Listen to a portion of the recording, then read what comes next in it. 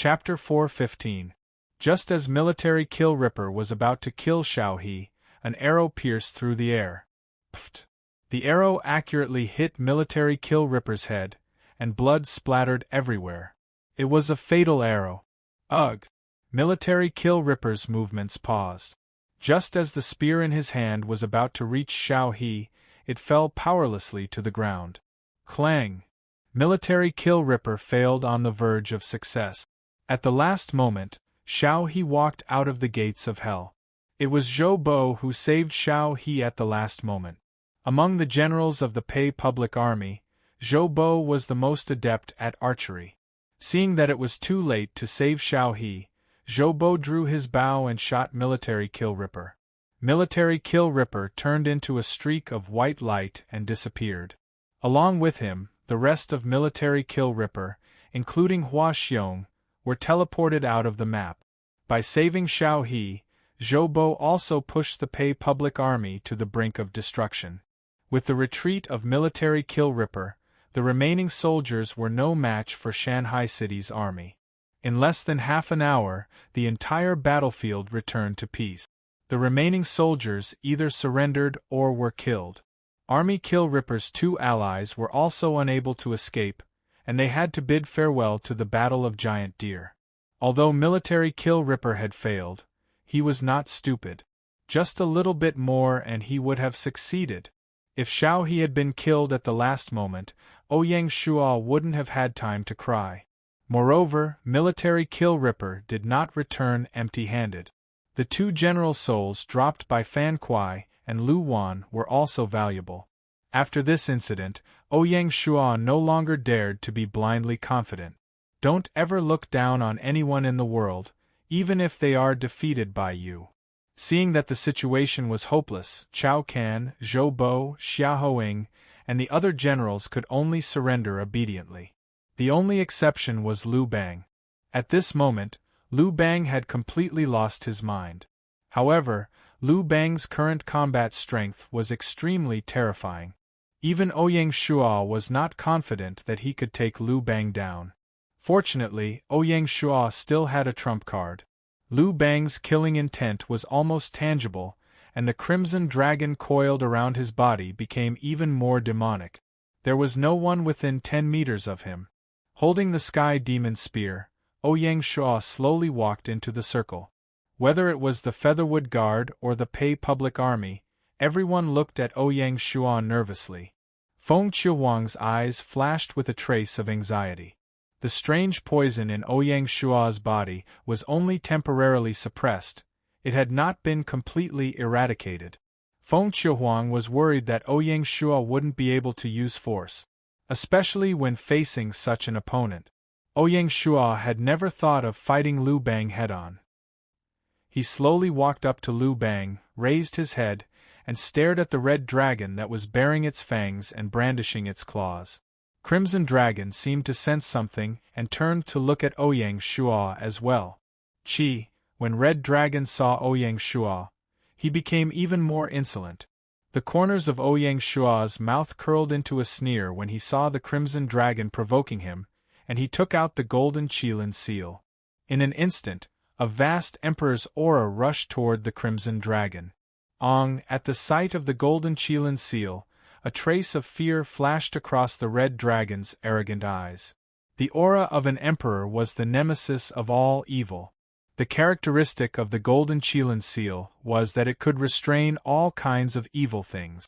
Demon suppression and exorcism. Untainted by all evils, all demons give way. A ray of golden light shot out from the golden seal and instantly shot into the Crimson Dragon. Roar! The Crimson Dragon couldn't dodge at all, and it let out a painful howl. The golden light burst out of the Crimson Dragon's body, and the evil power melted at a speed visible to the naked eye. The red color faded, and the Crimson Dragon slowly returned to normal.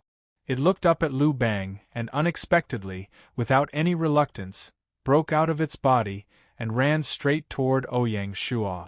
It seemed that the Crimson Dragon wanted to change its master. It sensed the surging Emperor's aura in Ouyang Shuo's body. Raising a dragon with one's fate was the right way. Seeing this, Ouyang Shua sneered. Ouyang Shua didn't like the Crimson Dragon at all. Just as the Crimson Dragon was about to enter his body, Ouyang Shua suddenly aimed the golden Qilin seal at the Crimson Dragon. A strong suction was generated from the golden seal, and the Crimson Dragon's dragon soul was pulled into the golden seal. Roar! The Crimson Dragon was stunned, and then it let out a reluctant roar. Its illusory body was sucked into the golden seal bit by bit, and finally disappeared. Seeing this, the onlookers couldn't help but be shocked. They didn't expect that Ouyang Shua could easily subdue such a weird true dragon soul. What was more surprising was that Ouyang Shua turned a blind eye to the true dragon's possession that other people dreamed of. The Featherwood Guards, on the other hand, had looks of admiration on their faces. Ouyang Shua didn't pay attention to the clamor outside. He looked at the golden Qilin seal and saw a small crimson dragon wandering inside the golden seal. Seeing this, Ouyang Shua nodded with satisfaction. To unseal the golden Qilin seal, he needed the Qilin's soul. Therefore, the Crimson Dragon's dragon soul didn't have much effect on the golden seal. Ouyang Shua had other plans for this dragon soul, and he just temporarily stored it in the golden seal. Ouyang Shua raised his head and looked at Lu Bang opposite him. When the Crimson Dragon left his body, Lu Bang seemed to have aged more than 10 years in an instant. His whole person seemed to have aged a lot. His spirit, qi, and spirit had dropped by a large margin. Xiao He looked up and found that his master's face had become obscure. The previous emperor's face had become blurred.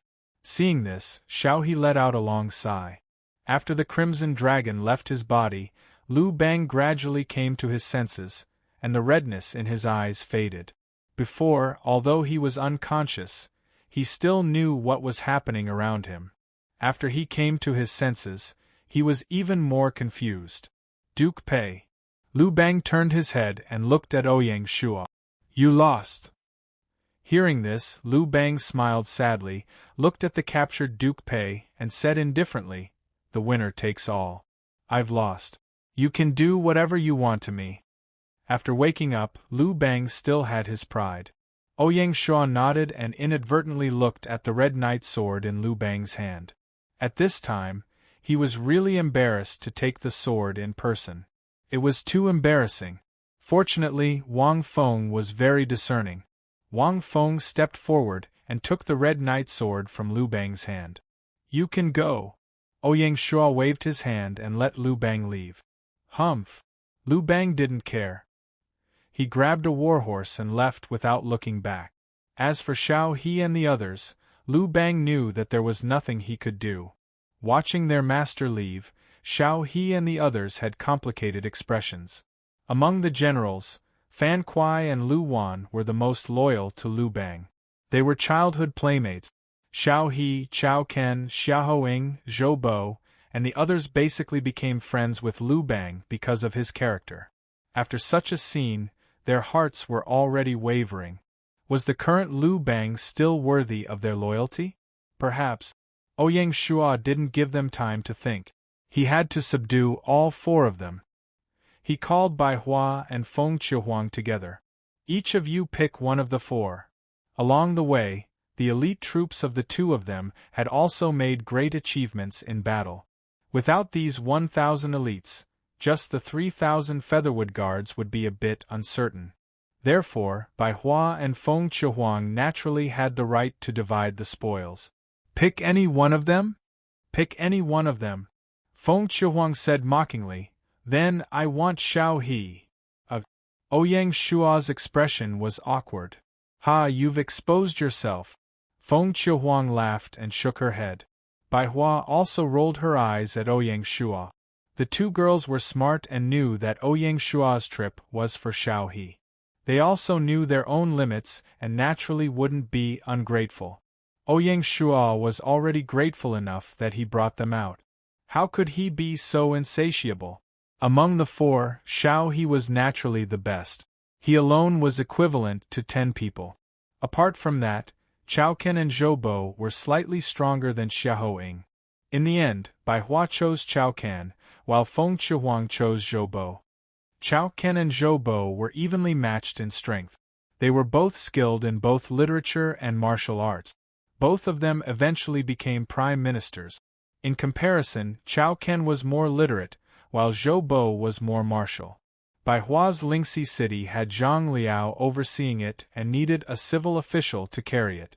Previously, Lingxi Workshop had been managing guilds and was innately lacking when it came to managing territories. Chao Ken was undoubtedly the most suitable for Lingxi city. In Feng Chihuang's fallen Phoenix city, although Wang Bei was also a fierce general, his aptitude was slightly lacking. Therefore, compared to Chao Ken, Zhou Bo was more suitable for fallen Phoenix city. In terms of managing territories, Feng Chihuang was better than Bai Hua. Xiao He and Xiahou Ying were naturally taken away by Ouyang Shuo. As for the Four's wishes, they were all captives. What was there to be unwilling about? Even if they were unwilling, they had to settle down in their territories. Returning to the main map, as long as it wasn't a monster like Jiangshang, there wouldn't be any problems. This was also the reason why Ouyang Shuo let Liu Bang go. This time, Ouyang Shuo didn't arrange for Wang Feng to kill Liu Bang to earn extra contribution points. With his current status, he should be more generous in handling matters. Now that he thought about it, killing King Wu of Zhou GFA was a little petty. Otherwise, it wouldn't have left a knot in Jiangshang's heart. After packing up, Ouyang Shuo immediately gave the order for the entire army to return to the Giant Deer battlefield at full speed. After being out for so long, how was the Battle of Giant Deer going? With Xiang Yu's ability, he definitely wouldn't admit defeat obediently. Needless to say, the Giant Deer battlefield was currently filled with the flames of war. Just the thought of an army of 1 or 2 million killing each other was enough to make one's heart tremble. In comparison, the battle outside Su County City paled in comparison. Thinking of this, Ouyang Shuo didn't even enter Su County before he hurriedly led his troops away. Hopefully, they would make it in time for the final battle. On the way, Ouyang Shuo checked Xiao He and Xiahou Ying's attribute. Name: Xiao He, God Tier. Title: One of the 10 Great Prime Ministers in History Dynasty, Western Han Identity. Shanghai City Official Occupation, Civil Official Loyalty, 60 U Commander, 75 Martial Strength, 40 U Intelligence, 85 Politics, 98 Specialty. Name: Increases Territories Incorruptibility by 40, Increases Territories Efficiency by 25, Increases Territories Culture by 15, Increases Territories Governance by 30, Ancient Book. 9 Chapters of Law Evaluation. Xiao He is a civil official, gentle but harmless, assisting King Xing, raising the entire clan, defending Guanzhong, losing is a lie. The Han army is tired, the Qin army will come. The treaty can be long, the map can be big. Pointing out the traces of the beasts is the most effective. Governing a painting, the residence is not peaceful. Continuing to favor diligently, the style is to sharpen the belt. Shanghai City finally had a proper prime minister. However, it was not an easy task to gain Xiao He's loyalty. Other than Liu Bang, the one who suffered the most in this battle was Xiao He. Xiao He's loyalty was only 60 points, which was just a passing grade. Name: Xiahou Ying, King Tier, Dynasty, Western Han Identity, General of Shanghai City. Occupation: High-level General Loyalty, 65 Commander, 68 Martial Strength, 80 Intelligence, 50 Politics, 35 Specialty. Military Carriage, increases marching speed by 20, Taipu, increases territories Animal Husbandry by 10, Cultivation Technique. None Equipment, Heavy Sword Evaluation, it's as bright as the sun and it's abundant. Rong Xian arrived. He Su came to support. The horse was in danger, not letting go of the tree. When the time came for the crown prince, Ping City had a plan. Not only was Xiahou Ying famous, but his descendants were also very famous. During the Three Kingdoms period, Xiahou Dun, Xiahou Yuan, and other famous generals were all descendants of Xiahou Ying. Ouyang Shua couldn't find out if Bai Hua and Feng Chihuang really didn't know about this period of history, or if they were pretending not to choose Xiahou Ying. To be continued. Chapter 416. Ouyang Shua took the Scarlet Knight Sword from Wang Feng. Upon closer inspection, the Crimson Knight Sword was decorated with 7 colored pearls and 9 splendor jade. It emitted a threatening cold light and flashed with golden light. The blade was like frost and snow, and 2 characters were clearly engraved on the body of the sword: Crimson Knight. It was truly a treasured sword. Name: Scarlet Knight Sword, Divine Weapon, Hardness, 95 Sharpness, 85 Tenacity, 88 Characteristics, Edge Breaker. When the weapon's hardness is lower than the Scarlet Heaven Sword, there is a certain chance that the weapon will be directly cut in half by the Scarlet Heaven Sword. Unique item, cannot be dropped, cannot be traded. Characteristics: Emperor's Way, increases Lord Prestige by 30, Historical Talent Attraction Rate by 20, Evaluation. The Red Knight Sword is a sword of the Emperor's Way, made of iron, inscribed with the Red Knight Great Seal script, 3 feet long. Great Ancestor Liu Bang's Sword, a bronze sword forged by a swordsmith during the uprising. The body of the sword was similar to that of the Qin dynasty, with elegant patterns. Unlike Lin Jing's 7-star Dragon Well and Song Jia's Pure June sword, the Red Knight Sword did not have a surekill skill. Instead, it had a second characteristic: Emperor's Way. The Emperor's Path property was obviously more useful to lords. The sound of the system's notification sounded out in Ouyang Shua's ears. System notification: Congratulations to player not saying that you have no clothes. The Scarlet Knight Sword is compatible with the cultivation technique characteristic Emperor's Way, derived from the inner canon of the Yellow Emperor, and the third characteristic Emperor's Might has automatically been derived. When Ouyang Shua's inner canon of the Yellow Emperor reached the 6th level, the characteristic of Emperor's Way was born. Path of the Emperor, a Tao created by the 3 sovereigns and 5 emperors. It enhances the heavenly perception and gives rise to the might of an emperor. As a result, the Scarlet Knight Sword possessed an unprecedented 3 characteristic. Emperor's Might increases morale by 30, Lord's dignity by 20, and talent attraction by 10. 2 Domineering. A divine weapon had 3 characteristics. Although Ouyang Shua didn't know how to use a sword, just the fact that he had a sword with him was enough to sublimate his personal characteristics. In addition, the soul of the red dragon sealed in the golden Kylan seal was also prepared by Ouyang Shua for the Red Knight Sword. If the dragon's soul was infused into the Scarlet Knight Sword, who knew what kind of mutation would occur?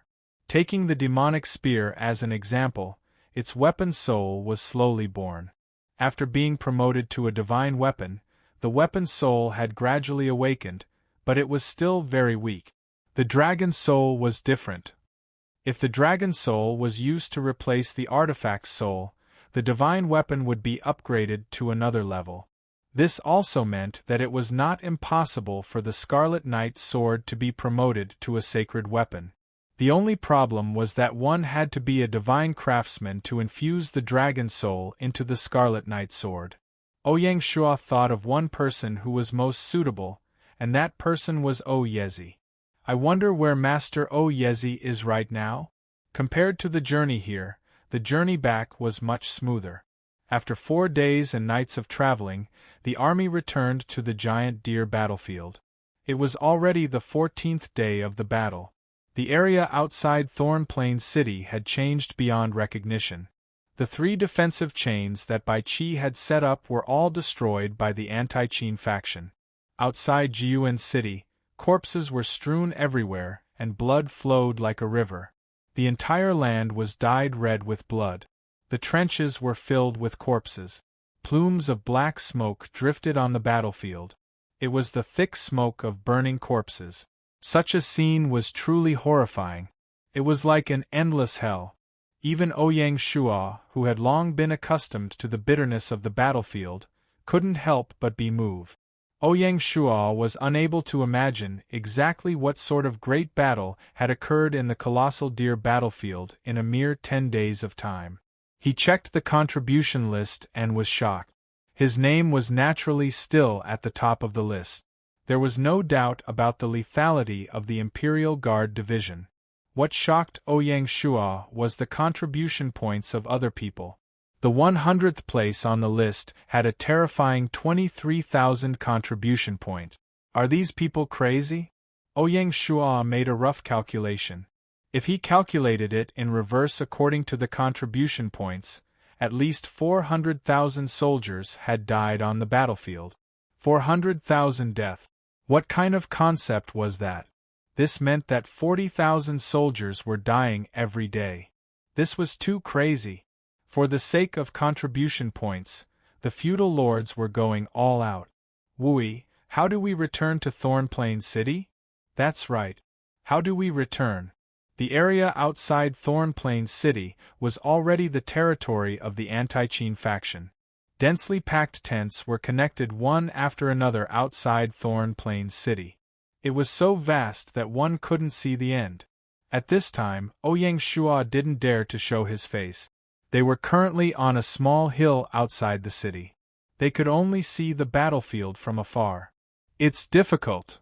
Ouyang Shuo shook his head. He also didn't expect that the battle would be so bitter. He also didn't expect that the anti-Qin faction would be so fierce under the leadership of Xiang Yu. The 3 defensive chains that Bai Qi had meticulously set up were broken through in just 10 days. Overlord, as expected of the Overlord. The best thing to do now was to stay outside the city until the battle ended. If they took the risk and were caught by the anti-Qin faction, it would be a disastrous blow to the Qin faction. Not to mention the 40,000 to 50,000 soldiers from Shanghai City, Lingxi City, and Luofeng City. Just the fact that Bai Qi was teleported away was enough to make the Qin faction go crazy. Why don't we sneak attack Jilu City? Feng Qiuhuang suggested. It's useless. Ouyang Shuo shook his head and said, Jilu City is now an empty city. Even if we take it down, it won't help the battle. Instead, it will expose our existence. Then, why don't we go find Zhang Liang, the sage strategist? Feng Qiuhuang's eyes lit up. She had a greedy look on her face. Ouyang Shuo was speechless. We don't even know where Zhang Liang is. Where are we going to find him? The vast battlefield was not a place for an army to run freely. If they were not careful, they might fail miserably. Then what should we do? We can't just sit around and do nothing. Feng Qiuhuang was a little discouraged. It's good to wait, Bai Hua continued. I'm already satisfied to be able to subdue a king-level general. That's true. Feng Qiuhuang muttered. It's going to be a huge battle. It's a pity that I can't participate in it. Ouyang Shuo shook his head and said nothing. He also wanted to return to Jiuan City, and it was a must. Zhang Han was still waiting for him to subdue him in Jiuan City. If he didn't return, Ouyang Shuo couldn't guarantee that Zhang Han would directly follow Bai Qi back to Shanghai City. But as a lord, Ouyang Shuo couldn't take the risk. He couldn't disregard the interests of the alliance for his own benefit. Just wait. Ouyang Shuo smiled. We'll get a detailed report by tonight at the latest. When Bai Hua heard this, he looked at Ouyang Shuo and silently nodded his head. The 2 girls knew that Shanghai City had a secret communication method, so they weren't surprised. Ever since the system patch, even the Alliance channel had been banned in the battle map. Otherwise, Ouyang Shuo wouldn't have used the hummingbird to obtain the battle report. Jiuan City, Mayor's Mansion. Commander-in-Chief, Marquis has sent a letter. The Tiger General Lin Yi walked in with a translated letter in his hand. He had no right to read Marquis's secret letter. Bai Qi stood up and solemnly took the letter. He opened it and read it. After a while, Bai Qi revealed a rare smile and looked at Lin Yi. Marquis has succeeded. He's currently stationed at a secret place outside the city. That's great. Lin Yi was also delighted. He asked, Commander-in-Chief, Do you want me to go out of the city to receive Marquis? No. Bai Qi shook his head, it's too risky. Marquis has also said that we won't enter the city for now. He'll leave this battle to us. Lin Yi nodded solemnly. Up until now, the Qin's camp hadn't gained much of an advantage. In the battle, the anti-Qin camp had lost more than 250,000 men, while the Qin camp had also lost 160,000 men. Even the Praetorian division had lost 600 to 700 men. Xiangyu's explosive power was too terrifying. The three defensive chains were all taken down by Xiangyu and the Jiangdong warriors as the vanguard. Under Xiangyu's encouragement, the Jiangdong warriors fought 1 against 10. The ordinary inhumans were like paper in front of them. Even the Praetorian division and the mountain barbarian heavy brigade paled in comparison to the Jiangdong warriors. Perhaps only Marquis' Featherwood Guards could compete with the Jiangdong warriors. Bai Qi glanced at Lin Yi with an indescribable expression.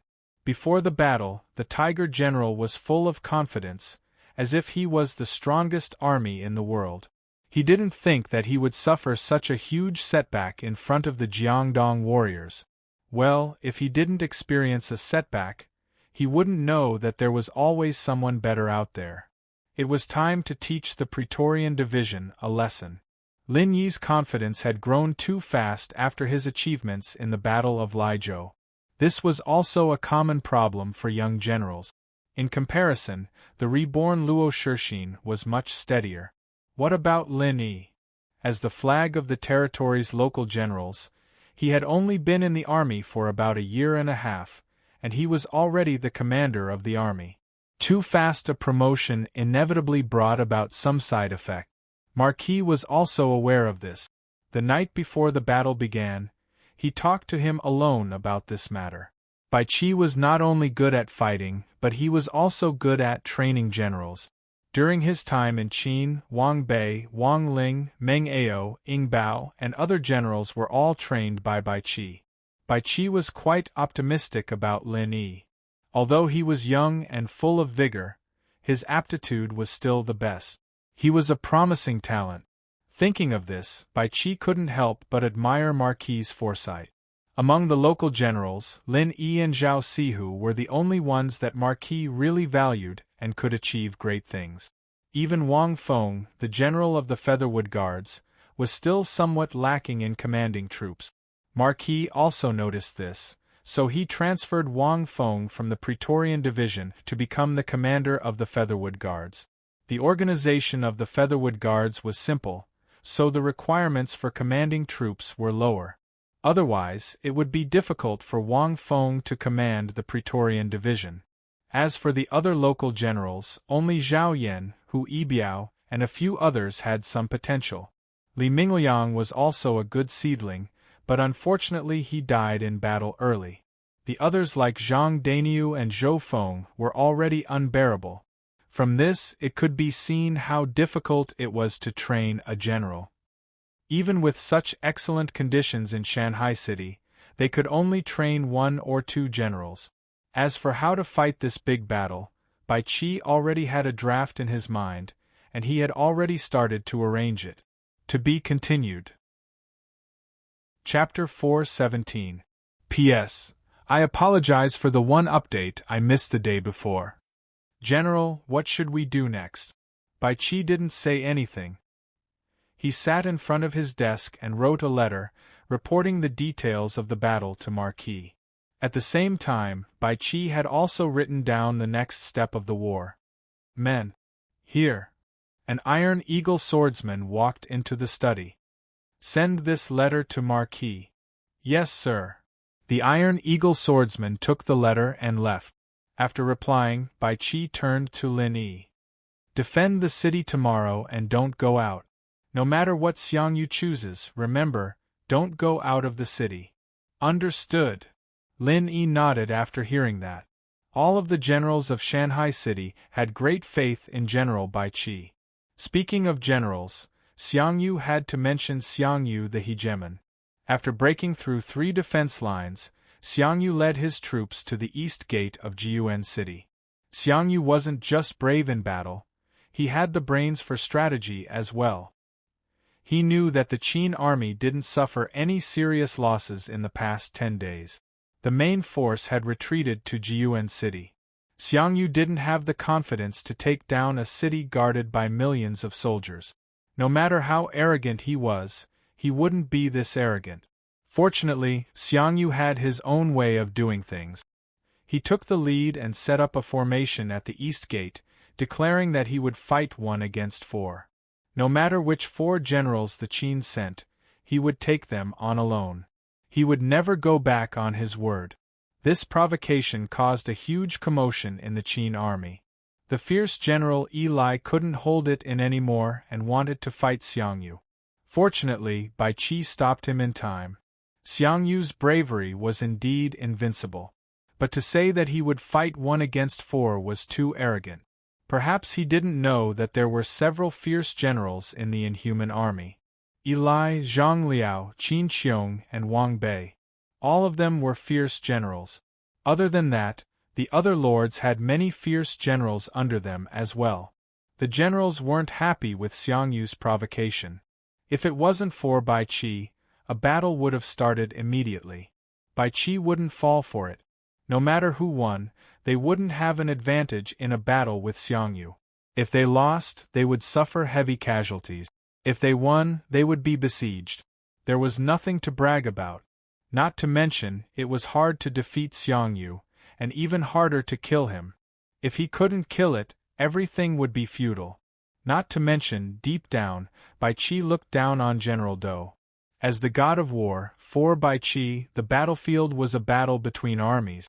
Battle of generals? Childish. Back when Xiangyu was attacking the chain of defense, Bai Qi had already arranged for Wang Li's army to sneak along the Taihang treacherous road to Hanoi County. He then turned north from Hanoi County and quietly arrived at Anyang City. As mentioned before, Jianyuan City's geographical location was very unique, located at the bottom of the pocket. Anyang City happened to be located at the entrance of the pocket. Every time the anti-Qin army broke through a chain of defense, they took a step into the pocket. By the time the 3 defensive chains were all broken, they had already entered the valley. Just as Ouyang Shua had guessed, Giant Deer was currently an empty city. Once Wang Li's army arrived at Anyang City, they would be able to surround the anti-Qin army with the help of Jiuan City. Bai Qi's arrangements were not simple. The 3 defensive chains he had set up were both fortifications and bait. The reason why Bai Qi was confident that the anti-Qin army would fall for it was because he had a good understanding of Xiangyu's character and the issue of provisions at the heart of the campaign.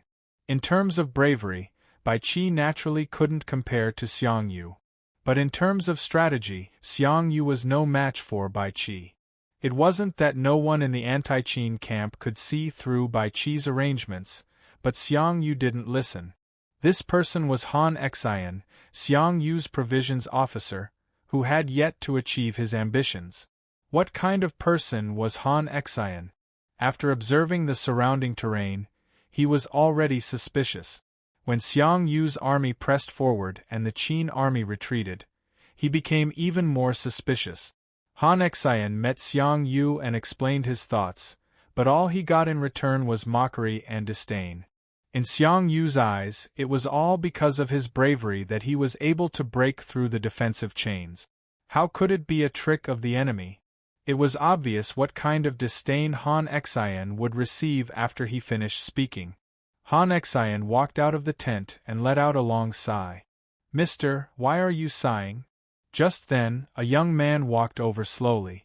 "You are." This was Xiangyu's tent, and ordinary people were not allowed to enter. Although Han Xian was not in an important position, he knew all the generals in Xiangyu's camp and knew that there was no such person. The young man smiled and bowed solemnly. "Di Chun, the representative of the mutants, greets you, mister." "The representative of the mutants?" Han Xian's eyes narrowed. "Yes, I am." Han Xian nodded and turned to leave without saying anything else.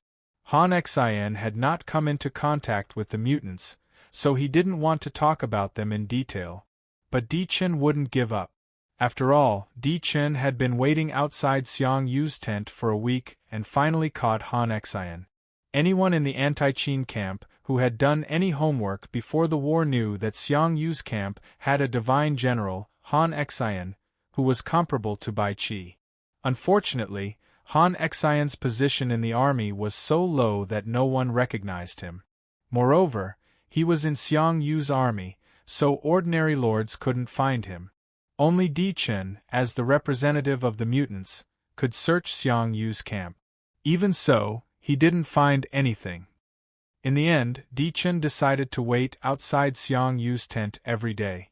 The heavens rewarded those who waited. Finally, Di Chen caught Han Xian. "I've prepared some wine in the tent. Please do me the honor, mister." "I don't drink." Han Xian shook his head and refused again. "Mister." Di Chen bowed again and said, "Please do me the honor, mister." With such sincerity, Han Xian could no longer refuse, so he nodded and agreed. Di Chen was overjoyed. Sometimes it was useful to be thick-skinned. It was not strange to be polite. The wisdom of the ancients was not to be underestimated. "This way, please, mister." Di Chen was very polite and led the way. Han Xian didn't say anything and just followed behind Di Chen. Some people in the camp recognized Han Xian, and when they saw Di Chen treating him so respectfully, they couldn't help but look at him in surprise. But Han Xian didn't care at all. When the two of them came to the tent, good wine and dishes were indeed prepared. Han Xian was sulking, so he picked up the wine and drank it. Di Chen didn't say anything and just drank with Han Xian. As they drank, they gradually became familiar with each other. Seeing that the time was right, Di Chen asked casually, "Mister, you're a talented man. Why do you want to serve in the army?" "Alas." Han Xian sighed, his eyes full of loneliness. "Unfortunately, I didn't meet a good leader. If Mister doesn't mind, you can work for me." "You?" Han Xian glanced at him, expressing his doubt. Di Chen didn't mind. He introduced the situation of the main map and said, "If Mister is willing, I'm willing to worship you as the general." Hearing this, Han Xian's eyes flashed with a trace of desire. "Although I only have tens of thousands of troops under my command, it will only take a few years. But in time, hundreds of thousands or even millions of troops will be under my command. All the troops will be under the command of the general." Di Chen promised again, and even quietly changed his title to General. Han Xian glanced at Di Chen again, still unable to make up his mind. Di Chen smiled bitterly. It really wasn't that easy to subdue a god-level general. "What do you think about tomorrow's battle, General?" Di Chen knew that this matter couldn't be rushed, so he asked. "Our army will definitely lose." Han Xian was full of confidence in this. Di Chen was shocked. He didn't expect to get such an answer from a casual question. In his opinion, the anti-Qin army was winning again and again, so how could they lose? But who was this person in front of him? He was Han Xian. Di Chen had to believe it. "General, please teach me." Di Chen bowed again. Hearing this, Han Xian nodded with satisfaction and told him his judgment. Hearing this, Di Chen broke out in a cold sweat. Thinking of Bai Qi's arrangements in the Battle of Lian Province, Di Chen had to believe it. "No, I must persuade General Xiang," Di Chen said, getting up to go to Xiang Yu's tent. But Han Xian didn't move and said calmly, "It's useless. General Xiang is stubborn, why would he listen to you?" After drinking a little, Han Xian's words became more unrestrained. Hearing this, Di Chen thought of Xiang Yu's personality and smiled bitterly. It was true. Although the Yan-Huang alliance had helped Xiang Yu gain command of the army, Di Chen didn't have the confidence to change Xiang Yu's mind. "Are we just going to sit here and watch our side lose?" Di Chen was worried. Half of it was true, the other half was for Han Xian to see. Hearing this, Han Xian glanced at Di Chen for the third time. Suddenly, a light flashed in his eyes and he said slowly, "It's not that there is no solution. Teacher, please teach me. Di Chen couldn't remember how many times he had bowed to Han Xian. Fine, fine, I'll put on a show. Di Chen was determined to move Han Xian with sincerity. Hearing this, Han Xian said noncommittally, "If we can have an army to occupy Anyang City, then the enemy's plan to lure us in will be broken." Hearing this, Di Chen was hesitant. Of course, he understood what Han Xian meant. But to disobey the military order and attack Anyang City, risking being punished by Xiang Yu, was a big risk. If anything went wrong, he, Di Chen, would end up with nothing in the Battle of Giant Deer. Inadvertently, Di Chen saw Han Xian's expression and was shocked. Not good, Han Xian was testing him. If he couldn't even make this decision, how could he be worthy of Han Xian's loyalty? Forget it, I'll throw caution to the wind. As long as I can subdue Han Xian, any price is worth it. Di Chen made up his mind. All right, I'll listen to the general's arrangements. Hearing this, Han Xian nodded. Because he was going to attack without authorization, he naturally couldn't mobilize an army. But to defend Anyang, he couldn't have too few troops. After weighing the pros and cons, he finally decided to send 30,000 troops to attack Anyang City. Apart from Di Chen's troops, he also roped in 5 or 6 allies. As for the Yan-Huang alliance, Di Chen had no hope at all. They wouldn't take the risk with Di Chen. Di Chen would take all the benefits but bear all the risks?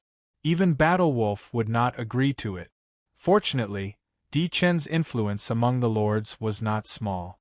In the anti-Qin camp, he had a group of hardcore followers. Just like this, Di Chen made the arrangements that night. Tomorrow morning, he would quietly leave the camp with his troops and go to Anyang City. That night, Ouyang Shuo received a secret letter from Bai Qi. Knowing Bai Qi's plan, Ouyang Shuo immediately decided to lead his troops to Anyang City and wait for Wang Li's army to meet up. At this time, Anyang was also an empty city. Apart from the citizens, there was no garrison. After entering the city, the Featherwood Guard smoothly took over the city's defense.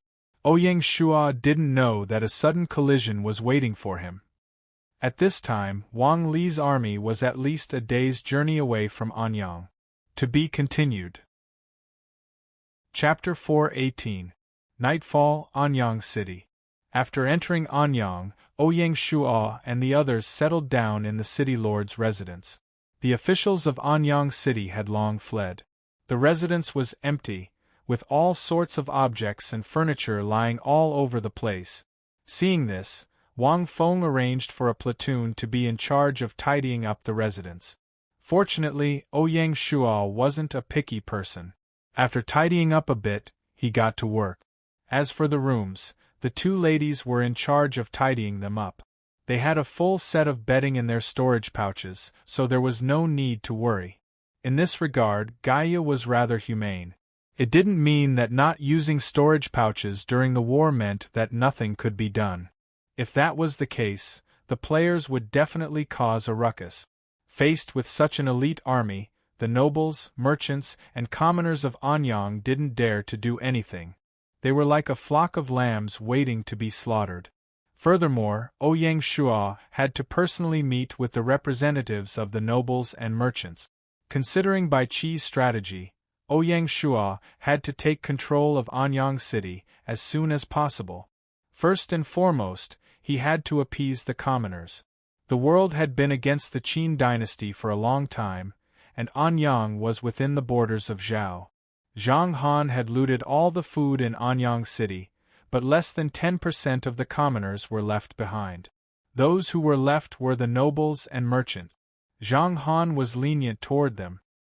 He knew that in order to support the entire war, he couldn't completely exterminate the nobles and merchants. Otherwise, going too far would be as bad as not going far enough. Ouyang Shuo's attitude was unyielding. As the representative of the Qin dynasty, he reiterated his stance that anyone who dared to collude with the revolutionary army and spread the news would have their entire clan exterminated. After being frightened by Ouyang Shuo, all the aristocratic families and merchants were in fear and trepidation. Because this was a military map, Ouyang Shuo didn't bother trying to buy people's hearts. He directly announced that from tonight onward, Anyang City would be under full military control. The guards of the nobles had to be gathered and put under the command of the Featherwood Guard. Ouyang Shuo couldn't tolerate an armed force that wasn't under his control staying in Anyang City. The various merchant associations had to prepare supplies and gather them together for the army to eat. The cities around Julu had been plundered by Zhang Han before being plundered by the Revolutionary Army, so there wasn't much food left in the area. The rations that Ouyang Shuo had brought with him were running low, so he naturally needed to replenish them. Not only did Ouyang Shuo lack food, but the anti-Qin army also lacked food. In order to ensure the food supply, Xiangyu had already arranged for his second father, Fanxing, to personally go to Ping City to collect food. The grain transport team was different from the Featherwood Guard. They could transport the grain from Pengcheng to Julu in 4 or 5 days. Conservatively, it would take at least 4 days for the first batch of food to arrive at Giant Deer. Ouyang Shuo busied himself until late at night before returning to his room to rest. Bai Hua and Feng Qiuhuang were not good at fighting, but they were good at managing civil affairs and logistics. They helped Ouyang Shuo a lot. Otherwise, things wouldn't have gone so smoothly. The next morning, Anyang City became lively again. The common people in the city were mobilized by the Featherwood Guard to repair the city walls and store supplies for defending the city. The Featherwood Guard was responsible for guarding all the major city gates. Entry was permitted, but exit was not permitted. This matter was of great importance, and Ouyang Shuo had no choice but to be cautious. He only hoped that nothing would go wrong before Wang Li's army reached Anyang. The originally inconspicuous Anyang City had become the focal point of the battle. Last night, Ouyang Shuo had already dispatched a small team to reinforce Wang Li's army. Accompanying them were hummingbirds. Ouyang Shuo's arrangement was to facilitate communication between the two armies. It was purely a precaution. Who would have thought that it would actually come in handy? At the same time, in the camp of the anti-Qin army, the 30,000 troops had quietly assembled and walked out of the camp under Lien Po's lead. The mutant army's camp was separated from the anti-Qin army. Nominally, it was managed by Di Chen. Using this convenience, Di Chen was able to bring the army out of the camp. Even so, when Xiangyu received the news, he would not be able to escape punishment. Di Chen was very confident in attacking Anyang City. It was an empty city to begin with.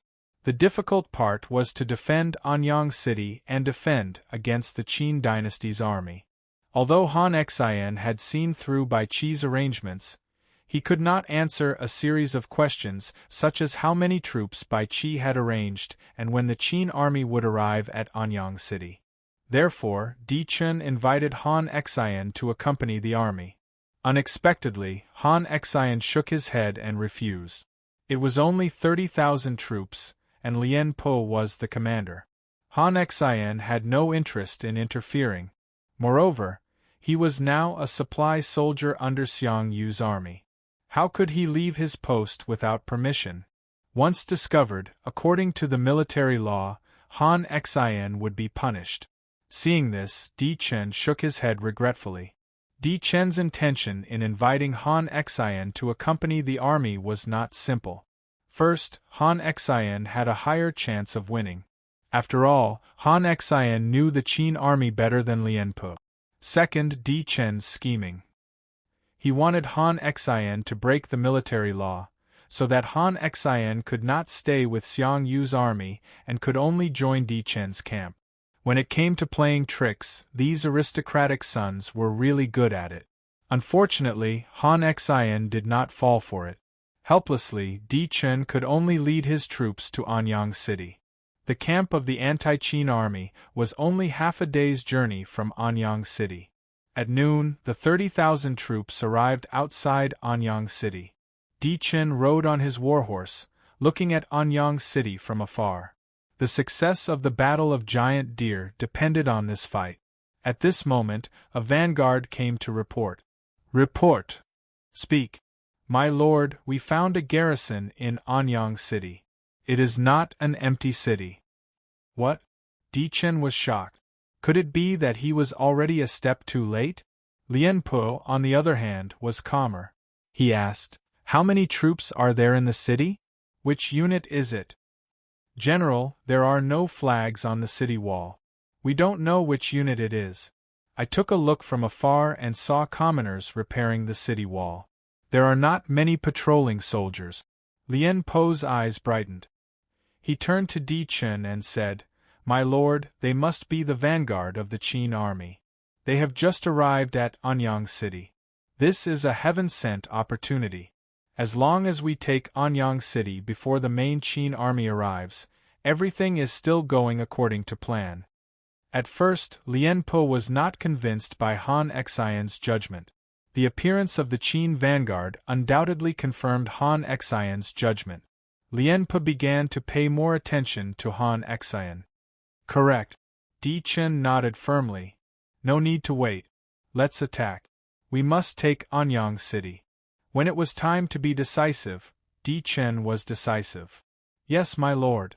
The 30,000 troops suddenly sped up and rushed toward Anyang City. The mighty army naturally could not escape the detection of the Featherwood Guard. Ouyang Shua's heart trembled when he received the news. "How many enemies are there?" "No less than 30,000. They are mainly infantry, like a mutant army." "Not good." The 3,000 Featherwood Guard and Baihua and Feng Qiuwang's 1,000 elites were reduced to 3,500 after several battles. Even if the hastily recruited guards were added together, there were less than 5,000. How could they deal with 30,000 with just 5,000? Ouyang Shua could not imagine why the other party would suddenly set their sights on Anyang City. After all, Anyang City had not set up any defenses against the anti-Qin army a week ago. He did not see them enter the city. But on the second day after he entered the city, the mutant army attacked Anyang City. Such a coincidence could not help but make Ouyang Shua suspicious. Could it be that there was a mole? No way. There were only Ouyang Shua, Baihua, and Feng Qiuwang on this trip. It was impossible. Or could it be that someone in Anyang City had tipped them off? Thinking of this, Ouyang Shua's eyes turned cold. Ouyang Shua shook off his thoughts. Now was not the time to think about this. "Has Wang Lijun been contacted?" "I've contacted him. According to General Wang Lijun's report, the army was late by 2 days due to the rations in Hanoi. The vanguard will have to wait until tomorrow afternoon to reach Anyang City." "Tomorrow afternoon?" Anger flashed on Ouyang Shua's face. Wang Lijun dared not to march on time. Bai Qi's reply yesterday stated that Wang Lijun would reach Anyang City by this afternoon at the latest. He did not expect that Wang Lijun would be late by a day. 1 day on the battlefield was enough to change the direction of the war. Bai Qi's arrangements were naturally exquisite.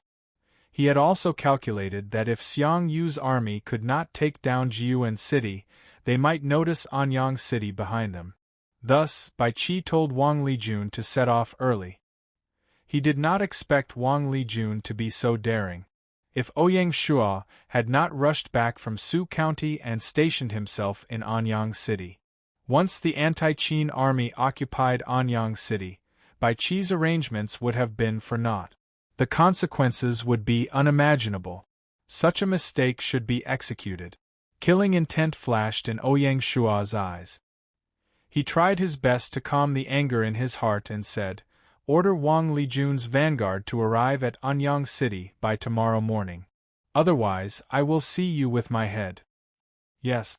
The guard's heart trembled and he quickly retreated. He rarely saw the Marquis so angry. Although Ouyang Shua was the representative of the mutants, he could give orders to Wang Lijun. It might seem unreasonable, but it was normal. The day Wang Lijun arrived at Jiuan City, Bai Qi summoned him. At that time, Ouyang Shua was also present, and he was sitting at the head. Obviously, Ouyang Shuo was the second ruler in Qin's camp. As for Xianying's second Qin, who cared about him? Thus, Ouyang Shuo could give orders to Wang Lijun. After settling everything, Ouyang Shuo summoned Bai Hua and Feng Qihuang. He briefly explained the military situation and said, "I will leave the logistics of the city to the two of you. Don't worry, leave it to us." The two women were also brave women, so they did not panic. Ouyang Shuo nodded and hurried out of the city lord's mansion. At the entrance, the guard had already brought the green lightning. Ouyang Shuo mounted the green lightning and said, "To the west city gate." The west city gate was where the enemy came from. To be continued. Chapter 419. At the west gate of Anyang City. In late autumn, the weeds had withered and turned yellow, and the autumn wind was biting cold. Ouyang Shuo stood at the top of the city wall, watching the enemy in the distance. His scarlet cloak was fluttering in the wind. The cloak was specially made for him by Qing. Not only was it waterproof, it could also be used as a sleeping blanket. He looked up and saw a huge flag fluttering in the wind. The huge Lian character on the flag was extremely eye-catching. Lianpa? Ouyang Shuo pondered with rapt attention. He never imagined that it would actually be another old friend. He and the Yan-Huang alliance really were archenemies. Wherever he went, he would bump into them. This time, he had no way out. Marquis. Wang Feng walked over and bowed respectfully. Ouyang Shuo nodded and didn't turn around as he said, "Tell the men that they must hold out for a day. Reinforcements will arrive by tomorrow afternoon at the latest." "Yes, sir." Wang Feng nodded but did not leave. Wang Feng gritted his teeth and said, "Marquis, you are injured. Please return to the city lord's residence to command. Leave the city to this general, I will not let you down." Ouyang Shuo shook his head. "Marquis." Wang Feng was a little anxious. Ouyang Shuo waved his hand. "There's no need to say any more." "Yes, sir." Helpless, Wang Feng could only retreat. His earlier advice had already exhausted all of his courage. The danger of this battle was unknown, so Ouyang Shuo had to personally oversee it and boost morale. This was a bloody battle. Fine, I'll use it to test the Featherwood Guard's result. Bai Qi had once said that Xiang Yu's warriors of River East could fight 10 men at once. Ouyang Shuo believed that his Featherwood Guard was certainly not weaker than the River East's fierce warriors. "Guards. Here. Raise the Lord's flag at the top of the city. This city belongs to our Shanghai city." Ouyang Shuo's tone was unquestionable. "Yes, sir." The guard's spirit was shaken, and he retreated. In the Featherwood Guard, there were specialized flag-bearers in charge of managing the suzerain flag. When the suzerain's flag fluttered above the walls of Anyang, the Featherwood Guard no longer had a path of retreat. At this moment, the 3,000 Featherwood Guard became unprecedentedly impassioned. In order to protect this flag, they would fight to the death. A clap of thunder came from the distant sky. "Look, my lord, a flag has been raised on top of the city walls of Anyang." Upon hearing this, Di Chen looked up. His eyes narrowed, and then he was overjoyed. The Mountain Sea flag. Enemies wouldn't bump into each other. Let's see where you can run to this time. Everyone, attack Anyang City with all your might. The first person to reach the top of the city wall will be rewarded with 500 gold. Yes, sir. The army's morale was greatly boosted by the generous reward. The majestic army arrived at the moat of Anyang City in an instant. Anyang City was located on the north bank of the river. The other 3 sides were diverted from the river, forming a natural moat. If they wanted to take down Anyang City, they had to first break the moat. Long before the army arrived, the drawbridge of the city gate had already been pulled up. After Gaia released a system patch, players' storage bags could not be used in battle. Naturally, Daikin was unable to carry a large number of siege weapons. Moreover, in Di Chen's eyes, Anyang City was just an empty city. Thus, although the 30,000-strong army consisted mainly of infantry, they lacked sufficient siege weapons. However, this was not a problem for Lianpe. With an army of 30,000, they could take down Anyang City even with the simplest ladders. The Battle of Anyang had just begun, but it had already entered the most intense battle without any prelude. Under Lianpe's command, tens of thousands of saber and shield soldiers raised their shields and dragged sandbags into the moat. The Featherwood Guard on top of the city wall immediately returned the favor with bows and arrows. The Featherwood Guard was well equipped, skilled in archery and horsemanship, and skilled in both infantry and cavalry. Shanghai City's powerful bows brought death to the enemy with the sound of breaking air. In the distance, Lianpe did not waver. If there were mobile arrow towers, the army could counterattack. Unfortunately, they did not. Before the moat was filled, they could only passively take a beating. The sacrifices now were all temporary. In less than half an hour, the moat was dyed red with blood. Corpses floated on the surface of the river, flowing with the current toward the river. At the start of the battle, Di Chen consciously handed over command to Lianpe. He stood at the back of the army, deep in thought. Di Chen was wondering if he should report the battle to Xiangyu. If he told Xiangyu and let him lead the army to attack, Anyang City would fall in an instant. However, if he did that, his contribution would be greatly reduced. Wait a little longer. Di Chen was confident that with the 30,000 soldiers in front of him, they could definitely break through Anyang City. At that time, he would be the first hero of this battle. In front of Lianpe's steel-like will, the army was not afraid of sacrifice, and orderly filled the moat. Even the corpses were used as materials. 2 hours later, a section of the moat was completely filled. Kill! Lianpe waved his sword, and the army that had long been ready carried ladders and surged toward the top of the city wall like a tide. The fierce battle on top of the city wall had officially begun. Anyang was just an empty city, and defensive resources were scarce. Even the most basic stones and rolling logs were pitifully scarce. Only resources like fierce fire oil were not even worth thinking about. The city defense equipment was also so simple that it made people feel helpless. In less than half an hour, the army attacked the top of the city wall and engaged the Featherwood Guard in close combat. At this time, there was only a bloody battle. Ouyang Shua shouted and swept the demonic spear forward. 3 soldiers who had just climbed up the mountain were all swept down the city wall. While still in midair, they spat out a large mouthful of blood. Ouyang Shua's sweep not only swept them down, but it also injured their internal organs. Good! Seeing the Marquis show his might, the Featherwood Guard's blood boiled. The fierce battle on top of the city wall gradually entered a white-hot stage.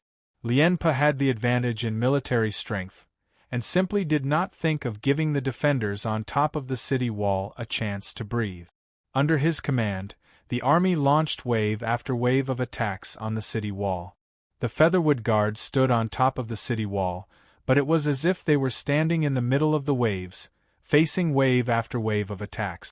The huge waves could drown them at any time.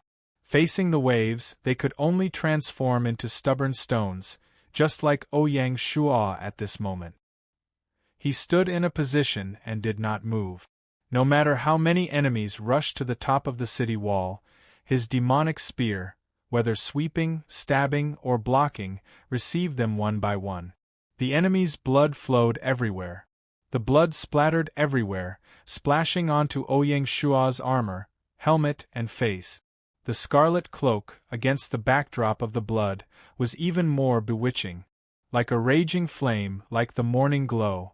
The continuous battle was an enormous test of physical strength and willpower. Ouyang Shua was already numb. He stood where he was, his mind no longer thinking. The only thought was to sweep away the enemies before him and welcome the next wave. Below the city wall, the fallen corpses had already piled up to the height of 2 people. Not far away, the moat was densely packed with corpses floating on the river's surface. Not a single drop of water could be seen. At first glance, it was more like a mountain of corpses than a river. As long as Ouyang Shuo did not fall, the Featherwood Guard would not fall. The scarlet figure was tall and tenacious. This figure was where the Featherwood Guard's soul resided. Ah! Ouyang Shuo was slightly careless, and his left arm was chopped off by a saber and shield soldier. He endured the sharp pain and stabbed with the demonic spear, directly piercing through the enemy. Marquis. The personal guards on both sides immediately surrounded him to share the pressure. I'm fine. Ouyang Shuo's expression did not change. He took out the gold sore medicine from his storage pouch, skillfully sprinkled it on the wound, and then wrapped it with gauze, completing a simple bandage. In his previous life, such a bandage was simply a common occurrence for him. After the bandage was finished, Ouyang Shuo returned to the front line. When Ouyang Shuo was injured, the entire front line stagnated. The enemy took the opportunity to surge to the top of the city wall in a steady stream. When Ouyang Shuo appeared again, the Featherwood Guard finally let go of their worries, but the murderous intent in their eyes became increasingly intense. Damn it, they actually injured the Marquis. Every Featherwood Guard condensed a murderous aura. Hundreds and thousands of murderous auras condensed together, causing the enemy to tremble in fear. Kill! Ouyang Shuo swept left and right, eliminating the enemy troops that had already rushed to the top of the city wall. Wang Feng! Here! Wang Feng, covered in blood, hurried over. He had been staying near Ouyang Shuo. Led a vanguard squadron and clear the trash on the city wall. Yes! The enemy troops that had just surged up had already caused an impact on the Featherwood Guard's defensive line. If they were not cleaned up, the entire line could collapse at any time. Wang Feng also understood and led a squadron to clean up along the road. He was not good at leading troops into battle, but when it came to killing the enemy, Wang Feng was simply a god of death. This Featherwood general's eyes were blood-red, and his entire body was covered in blood. He was like a demon that had walked out of hell. The Featherwood Guard that followed behind him was the same. The Featherwood Guard's valiance was displayed in front of the world for the first time. After Wang Feng's cleaning up, the front line stabilized once more. Ouyang Shuo nodded in satisfaction as he killed the enemy. Outside the city, Lian Po's expression was grave and stern. He felt that he had almost crushed the enemy troops just now. He hadn't expected that the enemy would stabilize their footing again. What a strong army! Even so, Lian Po wasn't shaken in the slightest. Instead, a smile appeared at the corner of his mouth. Since there was a first time, there would certainly be a second time. His attack strategy was correct. The further back, the more the enemy troops would be unable to hold on.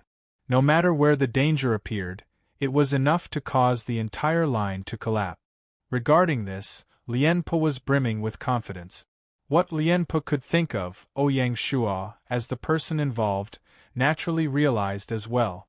Although Ouyang Shuo couldn't be considered to have a military background, he had been at the side of a group of famous generals for a long time and was imperceptibly influenced by what he saw and heard. Otherwise, he wouldn't have the confidence to personally command the Featherwood Guard and the Imperial Guard Division. Ouyang Shuo immediately had the platoon led by Wang Feng not return to their original defensive area, but instead continue with the cleaning work. Wherever there was danger, they would provide assistance. To put it bluntly, they were a firefighting team. The fires of war were still burning, and they were burning more and more fiercely. In the following battles, Ouyang Shuo suffered several more injuries. Each time, he would simply take care of it and then return to the battlefield once more to bravely kill the enemy. After going through several heartache, the Featherwood Guard worshipped the Marquis even more. Their Marquis was an undefeated god of war. No one could defeat him. The enemy couldn't, and neither could their wounds. Ouyang Shuo was leading the Featherwood Guard to condense a military soul. An undefeated military soul. To be continued. Chapter 420. P.S. I apologize to the Alliance leader, south of Rosy Clouds. South of Rosy Clouds is also the first protector, the first elder, and the first sect leader. He has taken the first blood of many fans. He is an amazing person. Thank you. In the sky above Anyang City, the sky was filled with blood-red light. The flames of war had been burning from morning to evening. They were still as vigorous as before, never to be extinguished. The soaring blood-red light complemented the sunset in the sky. It was like a dream, like an illusion. It was like weeping and complaining. Amidst the flames of war, the inconspicuous Anyang City still stood tall. Lien Po sat on his warhorse, his brows furrowed. The tenacity of the enemy was beyond his imagination. In the entire afternoon, there were 3 or 4 times when the army was about to take down the city walls, but they were beaten back again and again. They were truly an iron army. Lien Po thought of the River East warriors who had displayed their might on the battlefield. Perhaps only they could be compared to the enemy in front of him. Although he was deeply moved, Lien Po's brows furrowed even tighter. Although his lord did not say anything, nor did she criticize him, Lien Po could feel his lord's dissatisfaction with the situation of the war, and his dissatisfaction with Lien Po. An army of 30,000 had attacked fiercely for an entire afternoon, yet they could not take down the tiny Anyang City. If this dragged on, there might be changes. In just one afternoon, more than 7,000 soldiers had died in battle. Such a large number of casualties was truly terrifying. The foot of Anyang City's western city wall had turned into a gloomy morgue. Blood flowed like a river. Flocks of vultures circled in the sky, waiting for an opportunity to strike. Under the reflection of the blood-red light, even the sunset seemed demonic. The circling vultures' eyes flashed with a red light under the sunset. Affected by the blood qi, some of the vultures had already gone berserk, flying down to peck at the delicious food, without regard for anything else. On top of the city wall, the Lord's flag of the Mountain Sea territory was still fluttering in the wind, never fading and becoming increasingly brighter. The guardian of the flag, the soldiers of the Featherwood Guard, also stood firm. In this battle, only a few of the 1,400 aristocratic family guards were left, and only a few of them were left. The elites brought by Bai Hua and Feng Qiuhuang had also suffered heavy losses. Compared to the Featherwood Guard, they were not weak in terms of combat strength. They were only weak in terms of morale and courage. The 3,000 Featherwood Guard now had a common military spirit. That towering scarlet figure was the soul of their army. From that moment on, every member of the Featherwood Guard was willing to die for the Marquis. He would not regret it even in death. On this day, another 500 Featherwood Guards left forever. The red sun set in the west, and the last ray of sunset disappeared into the distant horizon. Night was coming. Lien Po let out a long sigh. Retreat! Yes, sir. Amidst the rumbling, the soldiers who were still attacking the city retreated like the tide. When they passed by the corpses of their comrades, all that was left in their hearts was joy and exhaustion. They could not imagine that the enemy on the city wall seemed to never tire. Old General Lien Po took one last look at the top of the city wall before turning his horse around and heading back to the camp. Tomorrow morning, no matter what price he had to pay, he had to take down Anyang City. Lien Po's eyes flashed with killing intent. Anyang City, city lord residence. Ouyang Shua, who was worshipped and eulogized by the soldiers, was scolded as soon as he returned to the city governor's mansion. Bai Hua and Feng Qiuhuang carefully treated his wounds with heartache. Ouch! Suddenly, Ouyang Shua cried out in pain. Feng Qiuhuang had patted his wounds. Who told you to show off? Tears flashed in Feng Qiuhuang's eyes. Intoxicated beauty, a woman's love. Young man, when should he sigh? Shepherd's flute, sand continent pipa. Tears of beauty, heartbroken. Not to mention the romance of youth, not to mention the tears of separation. Even Bai Hua had a lot of complaints about Ouyang Shu. Wui, do you know how important you are to Shanghai City, to the alliance of mountains and seas, and even to the entire Qin dynasty? A gentleman does not stand under a collapsing wall. Do I need to tell you that? Of course I do, but… No buts, we can just retreat from Anyang City. Up until now, we still have the upper hand. There's no need to put everything on the line and put ourselves in danger. That's right. Feng Qiu Huang agreed with a dissatisfied expression. Ouyang Shua shook his head and said, How should I put it? Do you know how long it will take for Bai Qi to complete his plan if we miss this opportunity? How many people will die during this time? Silence, deathly silence. It wasn't because they were great or compassionate. It was because their warriors would definitely be on the death list, and they would be the majority. That was how cruel war was. After a long while, Ouyang Shua broke the silence and said, There must be an expert behind Di Chen's ambush. That's why we can't let Di Chen succeed. Otherwise, it's hard to say who will win and who will lose. An expert? That's right. Bai Qi's plan was so obscure, but it was seen through by this person. Who could it be? Think about it. Who in the anti-Qin dynasty can fight against Bai Qi? Wu Qi? No. Ouyang Shua shook his head. If it's Wu Qi, it wouldn't be Di Chen, but Xiong Ba. It's him? Suddenly, Bai Hua and Feng Qiu Huang thought of a person. The two women were knowledgeable. Back then, the overlord had studied history and guessed who it was. Ouyang Shua nodded and said, That's right. It must be Han Xian. Feng Qiu Huang was unconvinced. How can you be so sure? Because it's Di Chen. Ouyang Shua said confidently, As the representative of the mutants, only Di Chen has the qualifications to contact Han Xian. Ouyang Shua had been the representative of the mutants 4 times, so he was very familiar with the authority of a mutant. Maybe it's Lianpe? Feng Qiu Huang was still unconvinced. Lianpe?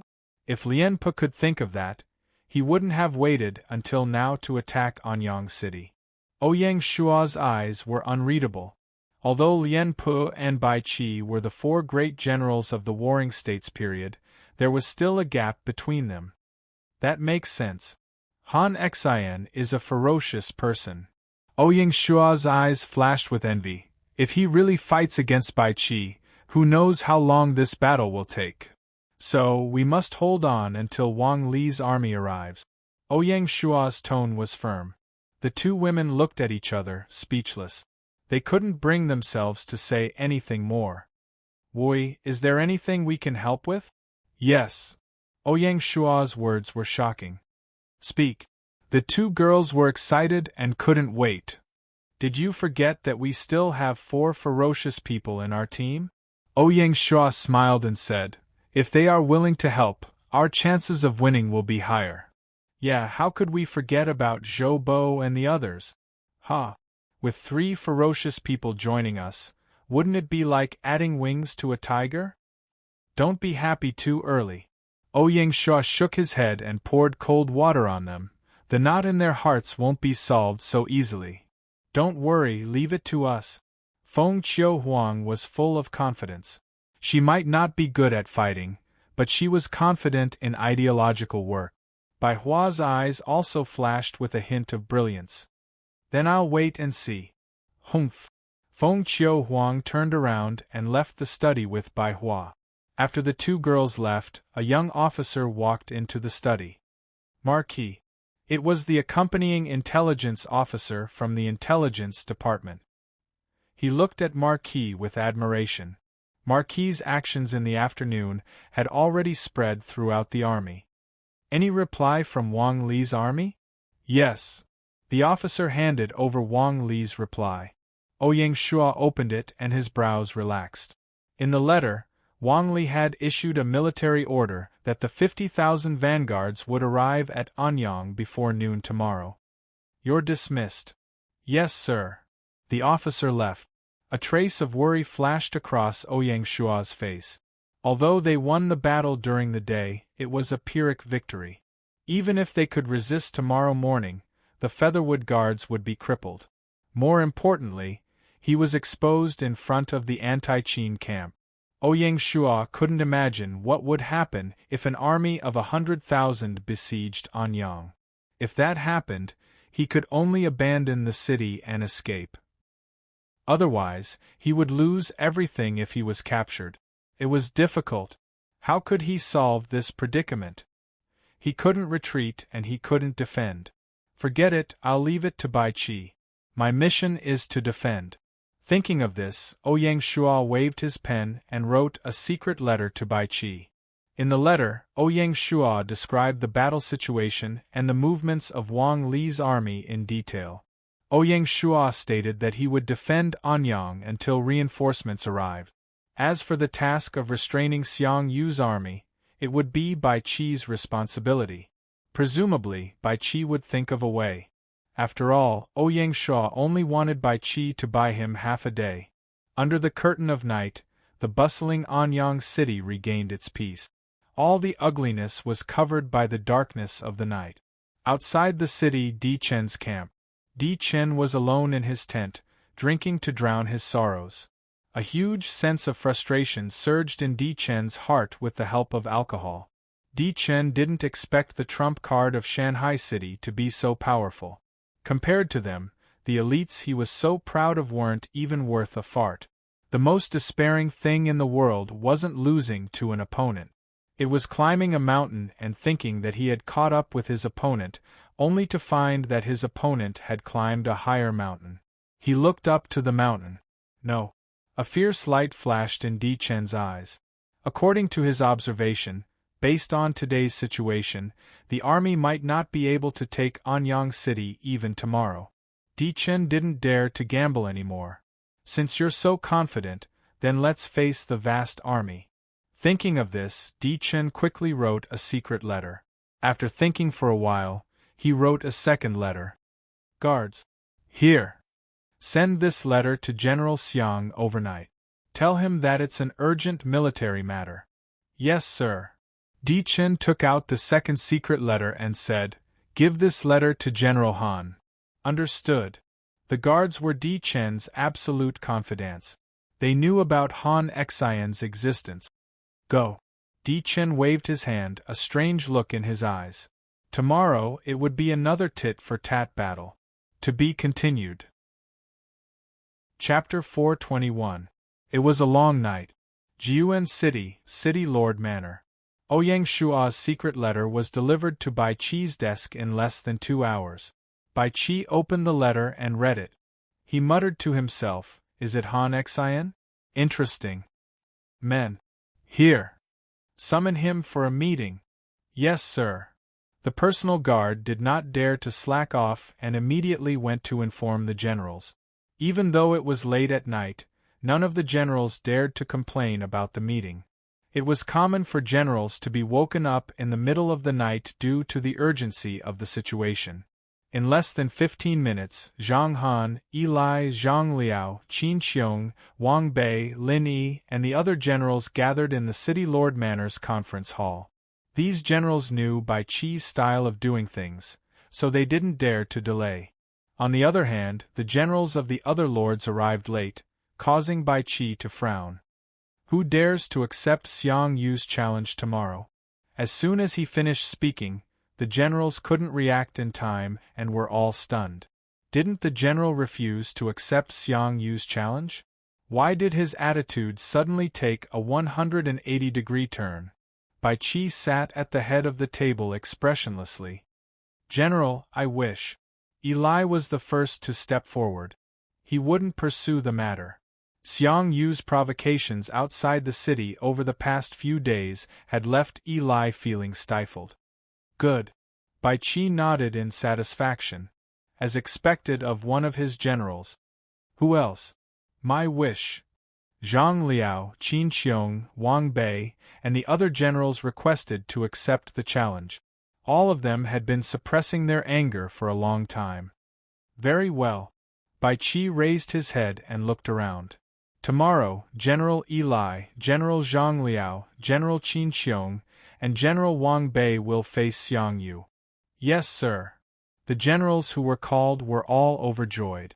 Those who weren't called, such as Lin Yi, were dejected. After the generals left, Bai Qi stayed behind to discuss the matter with Lin Yi. A moment later, Lin Yi left the tent. Under the cover of the night, the Imperial Guard Division quietly left the city and disappeared into the night. Only the Imperial Guard Division, who had undergone strict combat training, had the confidence to march in the night. Night, Anyang City. In addition to sending a letter to Bai Qi, Ouyang Shua did not just sit and wait for his death. After the battle ended, the two women mobilized the citizens of the city to clean up the battlefield. The corpses at the top of the city wall were cleaned up so that they would not affect the soldiers' positioning. Most importantly, the stones and logs that were thrown out of the city in the afternoon were also retrieved by the commoners from the pile of corpses and moved back to the top of the city wall. Ouyang Shua had no other choice.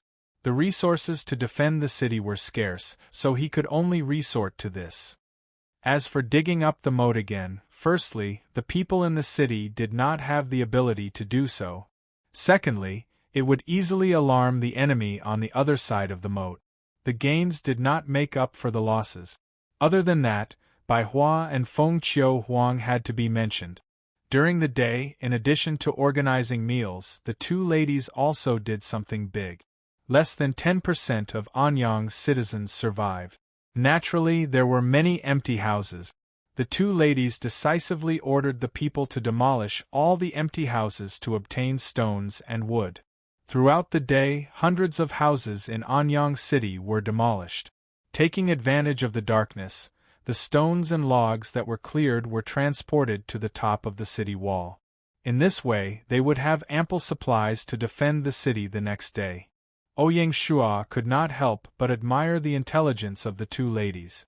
They worked until the second half of the night before Anyang City regained its peace. Even so, the people in the city could not sleep peacefully. As long as they were not blind, they would know that there would be a tough battle waiting for them the next day. No matter which camp occupied Anyang City, the people who would suffer would be the people in the city. When the people prosper, the people suffer. When the people perish, the people suffer. These words were not false. Anti-Qin Camp, Chu Army Camp. When Di Chen's messenger arrived at the camp, it was already the second half of the night. The entire camp was silent. "Who is it?" Before the messenger could get close to the camp, he was stopped by the patrolling guards. "A messenger representing Di Chen from the mutants. We have urgent military news to report to General Xiang. Please inform him." The guard's tone was unfathomable as he said sinisterly, "Di Chen's messenger?" "Yes." The messenger's tone was firm. As the representative of the mutants, Di Chen's status in the army was quite high. Unexpectedly, an accident happened. "Humph, how dare you!" The guard's expression changed as he shouted, "Arrest him!" "Yes, sir."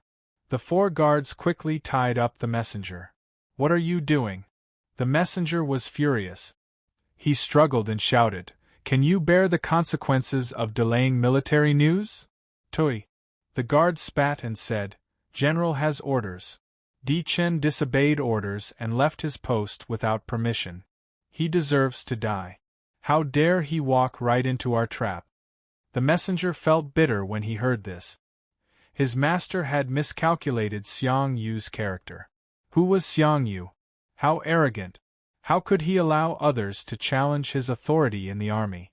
Di Chen dared to disobey orders and was naturally wanted by Xiang Yu. The messenger was helpless. He no longer had the arrogance on his face. He said respectfully, "Big Brother Guard, I have urgent military news to report to General Xiang." "No, General is already asleep. He cannot be disturbed." The guard's attitude was firm. "Big Brother Guard, please pass this secret letter to General Xiang." The messenger could only settle for the next best thing. The guard nodded and took the secret letter. He waved his hand and said, "Take him away." "Yes, sir." "Big Brother Guard, you must pass this secret letter to General Xiang. This is urgent." The messenger was dragged away, but he still did not forget to turn around and give instructions. As for the secret letter to Han Xin, he could only leave it to fate. It was still lying in his arms. The guard would not listen to him. He kept the secret letter and continued his patrol. He did not dare to disturb the general at this time. The next morning, after Xiang Yu had washed up, he received the secret letter from the guard. After reading the secret letter, Xiang Yu was silent. Han Xian hummed. Xiang Yu was not a fool. He immediately guessed the mastermind behind the scenes. This was a slap to his face. He had just mocked Han Xian's deduction, but it turned out that Han Xian's deduction was correct. How could he not embarrass Xiang Yu? "I'll deal with you after this." Although he was angry, as the commander of the army, Xiang Yu still had to consider the big picture. He also knew that if the Qin army attacked them from both sides, they would be defeated immediately. "Guards! Here! Bring Ingbu to see me." "Yes, sir." After a while, Ingbu came to the tent. Ingbu, also known as Qingbu, was punished by the Qin laws. He first belonged to Xiang Liang and later became a general under Xiang Yu. After the establishment of the Han dynasty, he was conferred the title of Duke of Huainan. Together with Han Xian and Pring Yu, they were known as the three great generals of the early Han dynasty. "General," Xiang Yu nodded and briefly introduced the situation in Anyang. "You will personally lead 50,000 soldiers to Anyang. You must take Anyang before the Qin army arrives." "Don't worry, General." Ingbu was a fierce general, so he was naturally confident. If an army of 50,000 could not take down a small Anyang city, then he might as well kill himself. Just then, a report came from outside the tent. "Come in." "Reporting, General. The Qin army has sent a letter of challenge, saying that they are willing to accept your challenge." "Good." Xiang Yu was overjoyed. These cowards have finally shown their faces. "Men, put on your armor." Xiang Yu was overjoyed. He was about to put on his armor and go fight. When Ingbu heard this, he frowned and said, "General, I was just about to reinforce Anyang when the Qin army accepted the challenge. Could there be a trap in this?" Ingbu said carefully, afraid that Xiang Yu would misunderstand. Xiang Yu laughed. "The Qin army must be trying to delay me so that we can't reinforce Anyang. How can such a simple plan work? No matter who the Qin army sends to fight, I will definitely be able to kill him." Xiang Yu was extremely domineering. He waved his hand and said, "Go ahead. With me here, there won't be any trouble." Ingbu did not say anything else, so he nodded and left. After a while, the 50,000 soldiers headed straight for Anyang under Ingbu's command. Because they were going to attack the city, Ingbu had specially brought a large number of siege weapons. Because of this, Ingbu's army could not march as fast as Di Chen's army. The red sun rose, shining brightly. Under the morning light, Anyang was covered in a layer of golden light. Yesterday's bloodstains were hung on the city walls, speckled with spots. This was the best annotation for yesterday's battle. In the future, Anyang was destined to be remembered in history because of this battle. Facing the rising sun, Lien Po led the army to attack Anyang again. Although Di Chen had asked Xiang Yu for help, he still held a glimmer of hope that they could take Anyang before the reinforcements arrived. This time, Lien Po changed his strategy. Without the help of siege weapons, it was too difficult to take down the city walls. Lien Po set his sights on the city gate. Once the gates were breached, Anyang would be taken. The only problem was how to repair the city gate in a short period of time after taking it down. After all, if they occupied Anyang, they would still have to face the main force of the Qin army. In order to take Anyang, Lien Po could not care so much. The city gates were narrow, so he could not arrange for too many soldiers. Lien Po sent the most elite troops of Handan City to attack the city gate. The focus of the attack was still the west gate. As for the other gates, Lien Po did not care about them. Anyang was surrounded by water.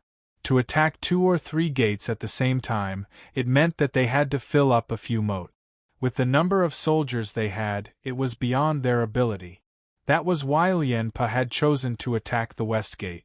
Ouyang Shuo, wearing his signature scarlet cloak, arrived at the top of the city walls early. After a night of teasing and the medicine that Bien Ke personally made, Ouyang Shua's external injuries were no longer a problem.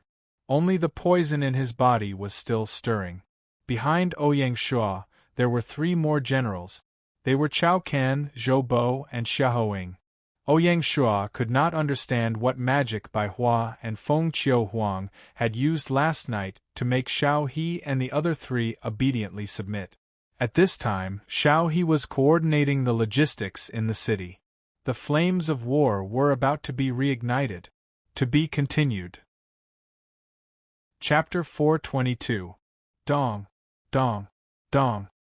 Accompanied by the sound of war drums, the siege began. The huge military formation slowly advanced, a mountainous aura rushing towards them. When they reached the moat, the formation suddenly narrowed. The army passed through the water passage made of sandbags and appeared at the foot of the city wall. After crossing the single log bridge, the narrowed army suddenly spread out. In an instant, the densely packed army covered the entire west city wall, leaving no gap. The whole process was as smooth as flowing water. It must be said that Lian Po's ability to command an army was really amazing. To be able to command an alliance army that was hastily formed in such an orderly manner, this was the quality of a great general. Those generals who only knew how to lead the charge were just boorish men. The elites of Handan City mixed in the army, carrying huge logs and headed straight for the city gate. Seeing this, Ouyang Shua stood on the city wall and smiled coldly. He had expected this. On top of the west city gate, there was a small mountain of stones. Apart from that, a Yulin guard was on standby, specially in charge of defending the city gate. As soon as the enemy neared the city gate, a sky full of arrows and a huge amount of stones came pouring down. The rain of arrows was still fine. Most of the troops were blocked by the shields and did not cause too many casualties. After all, a Yulin guard was still too few to form a cohesive effect. The most dangerous thing was the stones that came crashing down. Huge stones fell from the sky, crashing down with the force of a thunderbolt. When the huge stones hit the shields, they were flattened along with the shield. Clang! The soldiers who were hit directly vomited blood and fell to the ground, unable to get up again. A huge amount of huge stones came crashing down like raindrops, making a series of dull crashing sounds. Just like whack-a-mole, each stone could take away a life. The soldiers of the Yulin Guard were not ordinary commoners. Not only were they extremely strong, but they were also very adept at controlling their strength. The stones that were thrown were ruthless and accurate. The elites of Handan City also had a backbone. None of them let out a scream. They pushed against the huge stones and tried to attack the city gate. Unfortunately, just as they reached the city gate, the troops suffered heavy losses. The entire huge log was swaying left and right, unable to form a cohesive force. The impact on the city gate was like a tickle. The narrow city gate became a meat grinder. Bam! Bam! Bam! The endless stream of boulders was enough to make one despair. Before they even attacked the city gates, the elites of Handan City had already suffered heavy losses. Di Chen's face twitched as he watched the battle from afar. These were the elites that he had carefully trained. The old general, Lian Po, was still expressionless. He continued to send teams of elites to the execution ground resolutely, replacing the teams that were already paralyzed. He did not believe that the other party would prepare so many stones. During yesterday's siege, Lian Po had observed that in the second half of the battle, there were almost no stones falling from the top of the city walls, indicating that the defensive resources in the city were almost exhausted.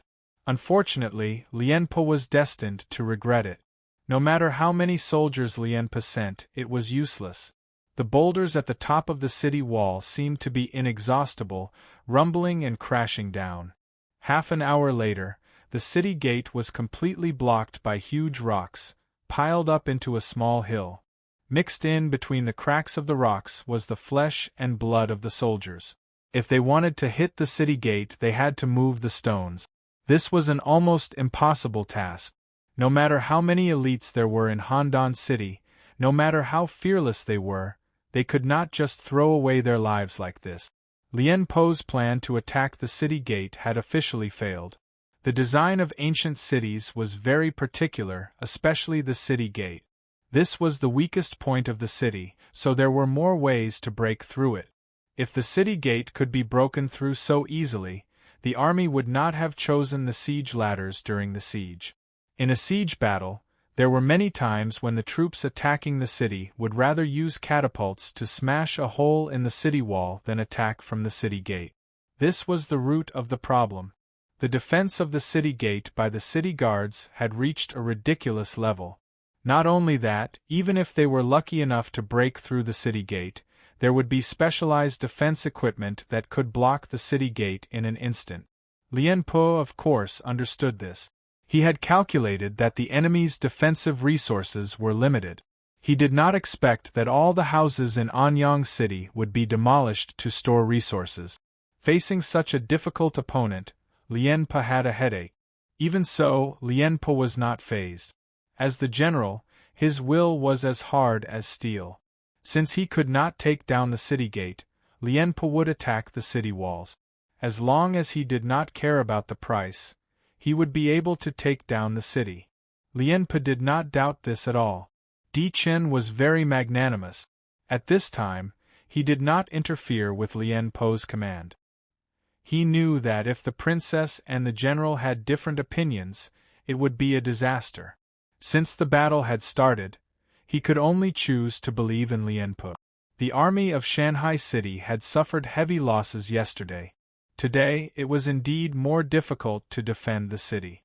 Di Chen's troops had suffered heavy losses, but the number of soldiers attacking the city did not decrease. The only thing that decreased was the number of shifts. Lien Po hardened his heart and continuously pressured the army, reducing their rest time.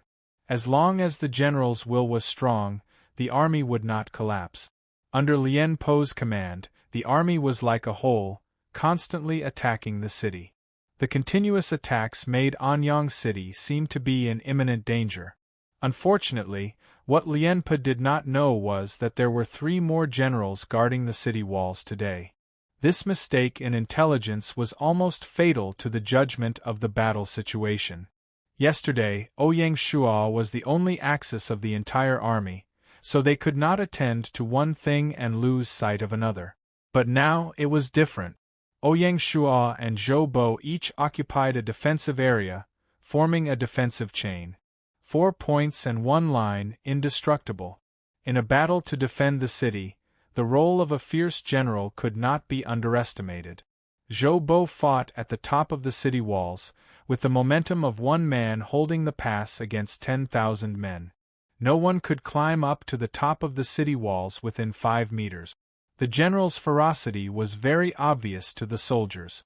The Featherwood Guard became braver as they fought. Every Featherwood Guard was a cold butcher, treating the enemy as if they were nothing. The top of Anyang City was like a black hole, constantly devouring the lives of the soldiers. Not only that, under Xiao He's control, large amounts of stones and wood were still being transported to the top of the city walls. Xiao He wanted to raze Anyang City to the ground. Xiao He declared in the city, with the enemy's nature, if the city was breached after such heavy losses, they would slaughter the entire city. The citizens in the city were so scared that they wanted to offer up their coffins. Bai Hua and Feng Qiuhuang could not help but be dumbfounded. What was professionalism? This was professionalism. This small change made the defense of the city in the morning even easier than yesterday afternoon. As time passed, Lien Po could no longer remain calm. Damn it, what kind of army was he facing? How could they be so tenacious? Di Chen's face was also frighteningly gloomy. At this moment, his allies could no longer sit still. They had lost 2,000 to 3,000 soldiers in exchange for a pitiful amount of contribution points. This was a huge loss. Supreme Alliance Leader, I think we need an explanation. One of the lords could no longer hold it in and questioned Di Chen. He had brought 3,000 soldiers, but now there were less than 1,000 left. How could he not feel the pain? That's right. Supreme Alliance Leader, we only followed you because we trusted you. What's going on now? There's no hope of victory at all. Faced with these doubts, Di Chen was speechless. Speaking of which, these allies could already be considered to have been patient, only making trouble now. Everyone! Di Chen waved his hand and said in a deep voice, Everyone, for today's losses, I will definitely compensate you after the battle. I will not go back on my word. This. The lords looked at each other. It had to be said that Di Chen was indeed generous. Logically speaking, following Di Chen was completely voluntary. In a war, there would be victory and defeat, and no one could blame anyone. Even so, Di Chen did not shirk the responsibility, and truly showed the elegance of the aristocratic family. This was indeed a beautiful move. After comforting his allies, Di Chen rode to Lien Po's side. Master! Seeing Di Chen, Lien Po looked ashamed. Di Chen waved his hand and said, It's not General's fault. The enemy is too tenacious. Lien Po's face softened slightly, and his heart was filled with gratitude. He thought that this time, he would definitely be reprimanded. After all, last night, he made a military pledge in front of the master. He never thought that things would turn out like this. Withdraw the army.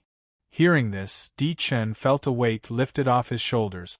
He simply admitted defeat and no longer struggled. Master! Lien Po was shocked and his heart was unwilling. Withdraw the army. Di Chen said again, his tone firm. Hearing this, Lien Po's expression was complicated. He also knew that if they continued to fight, they would not be able to take Anyang City. Instead of that, it was better to reduce some losses earlier. Not everyone had the courage and boldness to cut their losses.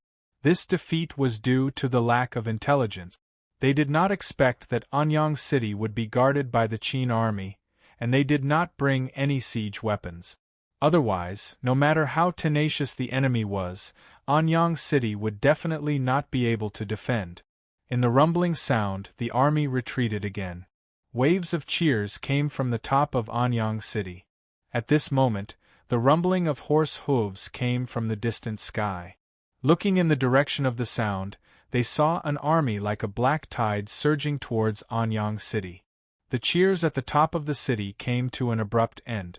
Oh my God! Is it another anti-Qin army? The appearance of such an army at this time was simply a disaster for Anyang City. Even Ouyang Shua's heart could not help but tremble. He looked up at the sky and saw that there was still 1 or 2 hours before noon. This meant that Wang Li's vanguard would need at least an hour to reach Anyang City. Could the current few thousand people hold them off for an hour? Ouyang Shua's expression was unprecedentedly serious. At the same time, Ouyang Shua was faintly looking forward to it. On the contrary, Di Chen and the others were excited. Especially Di Chen. According to his calculations, if the reinforcements left early in the morning, they should have arrived by now. The heavens have not forsaken me. Di Chen let out a long sigh, rejoicing in his heart.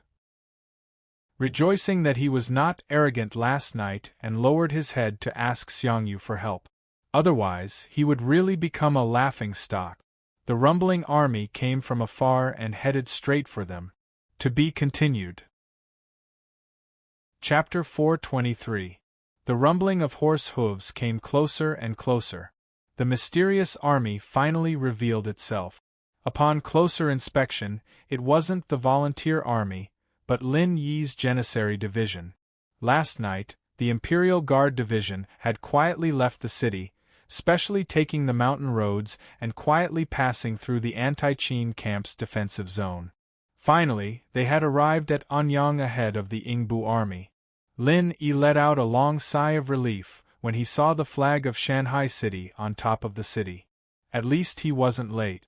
If the marquis was captured, Lin Yi would have no choice but to apologize with his life. Everyone, charge. Lin Yi raised his spear and gave the order to charge. Kill! Their lances were lifted up one by one, gleaming with a cold light. The high-speed charging army set off billowing smoke and dust. At this time, The Dichen army had just retreated from the top of the city walls and was at their most relaxed moment. They had never thought that they would be attacked outside the city. When they realized that the incoming army was not reinforcements, but enemies, it was too late. The distance of 2 to 3 li was covered in the blink of an eye. Even with Lien Po's abilities, he would not be able to reform the formation in a short period of time. The moment he saw the Imperial Guard division, Lien Po knew that the army was finished. There was no way out. Lien Po patted his horse and came to Dichen's side. He said in an urgent voice, "My lord, let's go. It'll be too late if we stay any longer." The entire army was in chaos. If they stayed any longer, they would definitely die. The moment he saw the Imperial Guard regiment, Dichen's smile froze on his face. He couldn't imagine why the army of Shanghai City would come. Weren't they still holed up in Jiuan City? How could this be? Could they reach Anyang before Xiang Yu's army? How could this be? Dichen couldn't believe his own eyes. The change happened so fast that he was caught unprepared. Leave? Where are we going? Dichen was in a daze, as if he had lost his soul. In the face of such a huge blow, Dichen almost collapsed. *CK his demeanor. Dichen wanted to curse out loud to vent the frustration in his heart. Seeing this, Lien Po tried to persuade, "Where there's life, there's hope." Dichen sneered, completely ignoring him. "Quick, cover the Lord's escape." Seeing this, Lien Po could only forcefully take Dichen away. "Yes, sir." Receiving the order, the guards took Dichen and fled in panic. The other lords had long since slipped away under the protection of their personal guards. The scene was spectacular. On the city walls of Anyang. "Marquis, look, it's the Imperial Guard." Wang Feng came to Ouyang Shua's side and pointed at the army outside the city, beaming with joy. In a short time, the Featherwood Guard had fallen from heaven to hell, and then back to heaven again. It simply couldn't be more exciting. Ouyang Shua nodded. Bai Qi was still as reliable as ever. Wang Feng was tempted.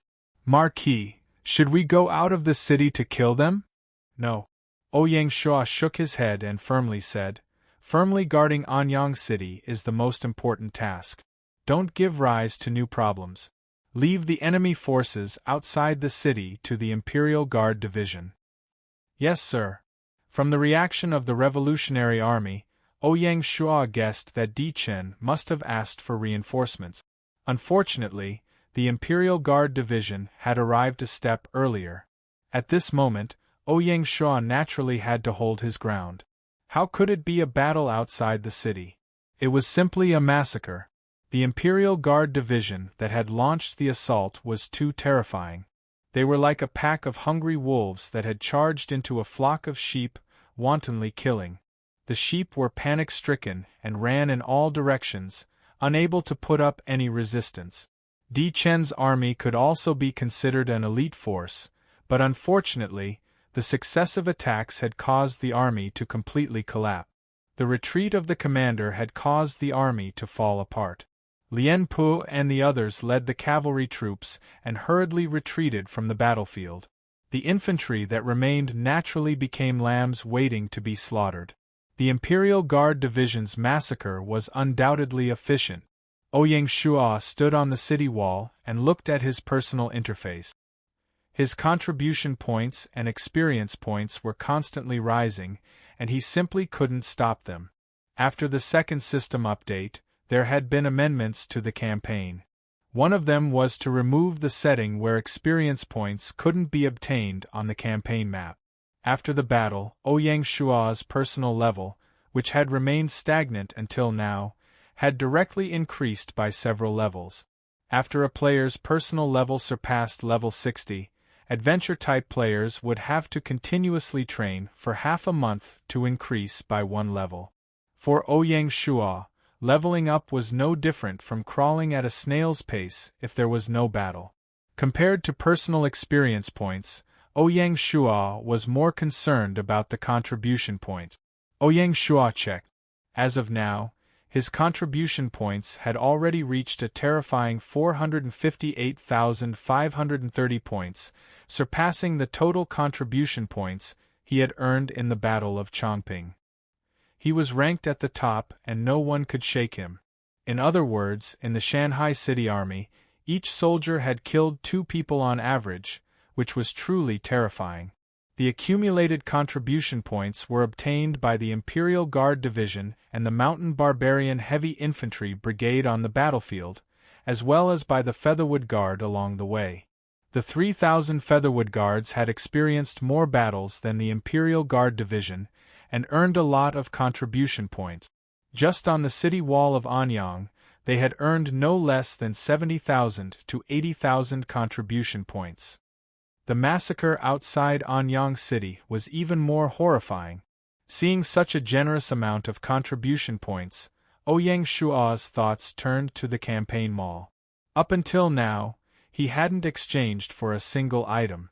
Light Armor Manufacturing Technique Manual, priced at 40,000 contribution points. Buy. The light armor was the brilliant light armor. Like the radiant armor, it was a type of armor from the Tang dynasty. Ouyang Shua bought the light armor to enrich the armors in his territory. There were as many as 13 types of armors from the Tang dynasty. In comparison, the armors in the armor workshop of the combat division were pitifully few. With the experience of forging the radiant armor, the armor workshop was naturally familiar with forging the light armor. Ancient Farming Tools Manufacturing Technical Manual, priced at 100,000 contribution points. Buy. Ancient farming tools might not seem eye-catching, but there were actually many types, no less than 30 to 40 types. They involved all aspects of agricultural production, and their effects were extraordinary. A few simple examples. Crooked plow, a farming tool that first appeared in the Dongjiang area during the late Tang dynasty.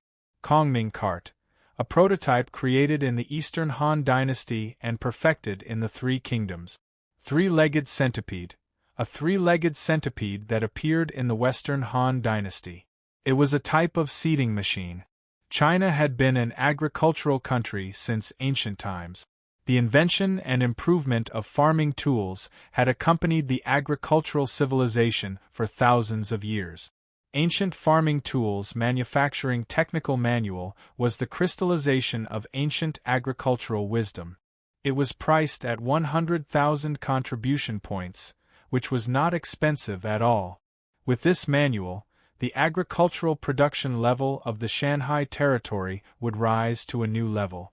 Food was the most important thing to the people. Agriculture could never be overestimated. As for the other items, Ouyang Shua was not interested in them.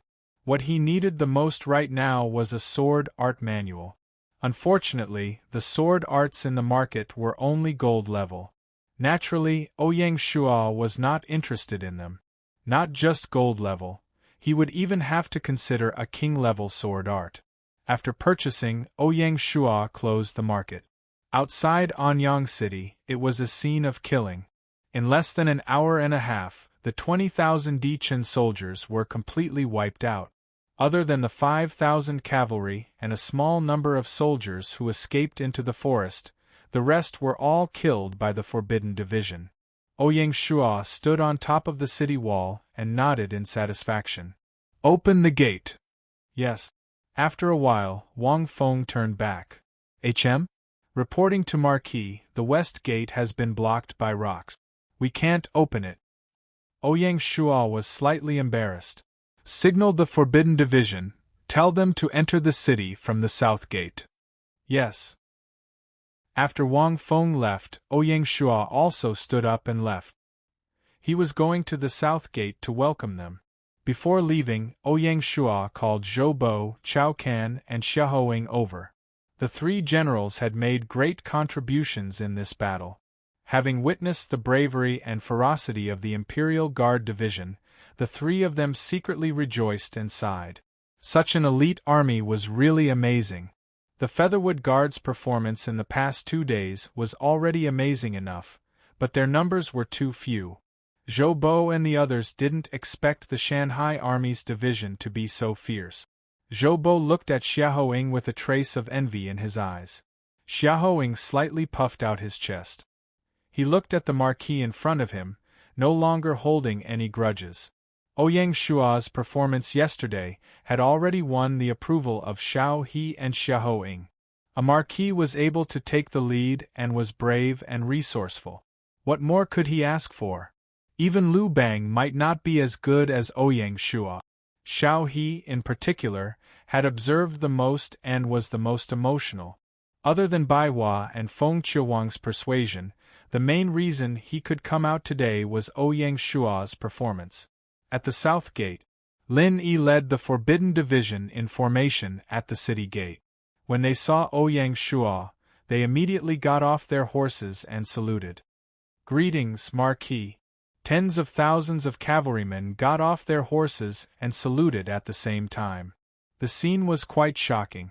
Xiaohong and the others behind Ouyang Shua focused their gazes again. Ouyang Shua nodded and calmly accepted. After a simple welcome, Ouyang Shua brought Lin Yi to the mayor's mansion. Under Wang Feng's arrangement, the soldiers of the Forbidden Division began to set up defenses in the city. The anti-Qin army could attack at any time, and now was far from the time to relax. But with the Forbidden Division in charge, Ouyang Shua didn't need to lead the troop. After a series of battles, Ouyang Shua could faintly feel that he couldn't suppress the poison in his body. If one looked closely, there were faint traces of green veins on his face. The poison caused waves of pain in Ouyang Shua's abdomen. In order not to worry the soldiers, he could only forcefully endure it. Cold sweat seeped out of his forehead. With Lin Yi's sharp senses, he immediately noticed Marquis's abnormality. "Marquis, you?" "I'm fine." Ouyang Shua waved his hand and sat down in the meeting room of the mayor's mansion. He said, "Tell me, does the general have any instructions for me?" "Yes." Lin Yi didn't dare to delay. He immediately took out a secret letter and handed it to Marquis. Ouyang Shua took a look and didn't say anything. The war had developed to this point, and it was time to pull in the net. To be continued. Chapter 424. After a while, Xiao He, Bai Hua, and Feng Qiuwang walked into the meeting hall. "Marquis." Xiao He bowed to Ouyang Shua. Ouyang Shua raised his head to glance at Xiao He, then nodded in satisfaction and said, "Sit." Everyone was discussing the post-war matters in the meeting hall. At this moment, a report came from outside. "Report. Come in. Marquis, Wang Li's army has arrived outside the city." "Good." Ouyang Shua was overjoyed. Wang Li was not a bastard and arrived on time. With this, Anyang's crisis was completely resolved. Wang Li personally led the 50,000 vanguard to attack Anyang city at around 11 in the morning. The army camped outside the city. Only Wang Li brought 2 of his personal guards to the lord's residence to meet Ouyang Shua. Since Wang Li was not his subordinate, Ouyang Shua calmly replied and did not reprimand Wang Li. According to Wang Li, the main army of 100,000 was on the way to Anyang city with a large amount of rations. The army would reach Anyang city by tomorrow afternoon at the latest.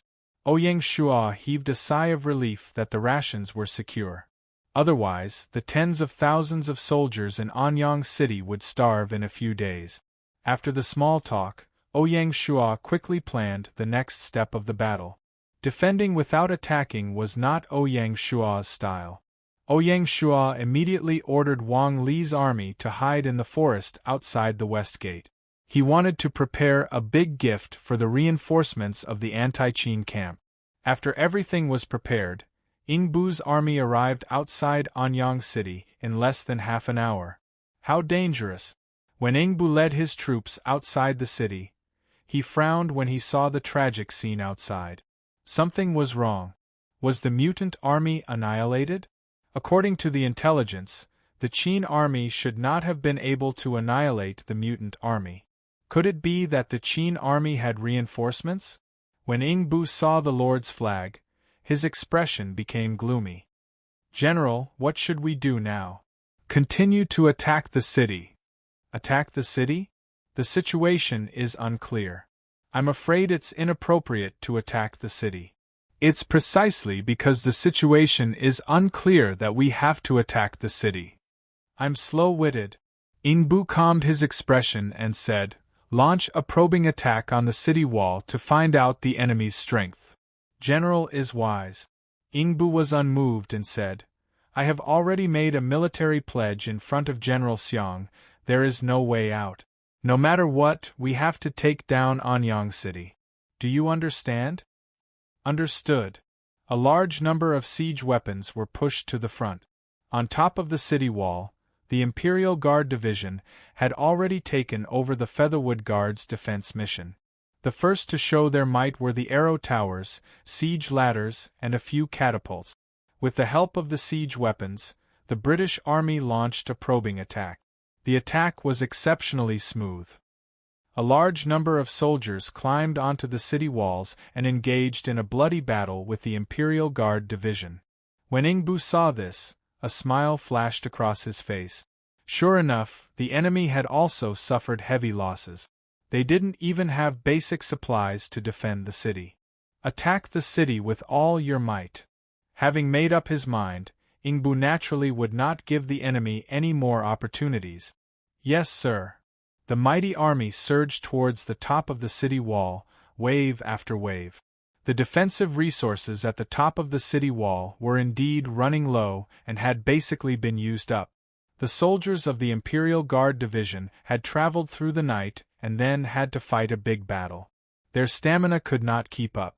More importantly, Lin Yi had received orders from the Marquis to draw the Ingbu army to the top of the city wall. With the Imperial Guard Division's cooperation, Ingbu's army naturally won the first battle. The two armies clashed at the top of the city wall. Ingbu was also a general. Once he sensed the enemy's weakness, he would not give them any chance to breathe and launched a barrage of attack. The Imperial Guard Division was not to be trifled with, and immediately returned the favor. Just as the two armies were engaged in battle, Wang Li's army hidden in the forest moved out. Wang Li's army had traveled day and night and was exhausted. After a short break in the forest, they were all refreshed. Wang Li's army was made up of light cavalry, and like a sharp knife, they suddenly stabbed into the Ingbu army from the back. At this time, more than half of the Ingbu army had reached the foot of the city wall. Wang Li's attack threw Ingbu's army into chaos. Ingbu never would have thought that there would be an attack from the back. He did not even put up any defenses, and instead arranged for guards on the flanks. Not good, we've fallen into a trap. Ingbu's face turned pale with fright. He wanted to reorganize his army, but it was too late. Ingbu die. Wang Li had been staring at Ingbu for a long time. He took the lead and shouted at Ingbu. Hearing this, Ingbu flew into a rage. He hated it when people called him Ingbu. Wang Li, you idiot! The two generals clashed. Ingbu was a fierce general, but Wang Li was not easy to deal with either. He was the descendant of a general family. Sparks flew the moment they came into contact. It would take at least 100 rounds to determine the victor. Unfortunately, time waited for no man. The Ingbu army that was attacking the city did not know what to do, and could only retreat to reinforce the main army. The retreating Ingbu army joined up with the main army, and with no one to command them, it was simply chaos on top of chaos. Wang Li's army recklessly killed their way through the enemy, not to kill them, but to completely confuse them, making it impossible for them to regroup. At this time, the reorganized Yulin Guard took a detour from the south gate and ruthlessly stabbed into the Ingbu army. With the two attacks, the Ingbu army was immediately routed. In a chaotic battle, once an army was thrown into chaos, there was no possibility of regrouping. All that was left was the fate of being trampled upon. The panicked soldiers fled in all directions, and the entire battlefield was a mess. In the end, even the Imperial Guard Division had to leave the city to fight. The Ingbu army was in chaos, but the Qin army was not. The three cavalry units weaved through the battlefield in an orderly manner, cooperating with each other, and efficiently reaped the lives of the enemy. The true commander of the army was Chao Can, who was on the city wall. Chao Can used the command flag to command the 3 cavalry units to attack the Ingbu army. Seeing this, Ingbu knew that the situation was hopeless, and did not want to be entangled with Wang Li. Ingbu shouted loudly, blocked Wang Li's attack, and led his troops to flee miserably to the rebel army's camp. Wang Li was still not satisfied, and led his troops to chase after them. After chasing for more than 20 li, he led his troops back to Anyang City. In this battle, less than 10,000 of the 50,000 Ingbu army managed to escape, and the rest were buried under Anyang City. In this battle, there was no such thing as captives. If they did not live, they would die. At this point, Bai Qi's strategy was finally back on track. When the 100,000 Wang Li's troops escorted the rations plundered from Hanoi to Anyang City. At that time, Anyang City would be impregnable.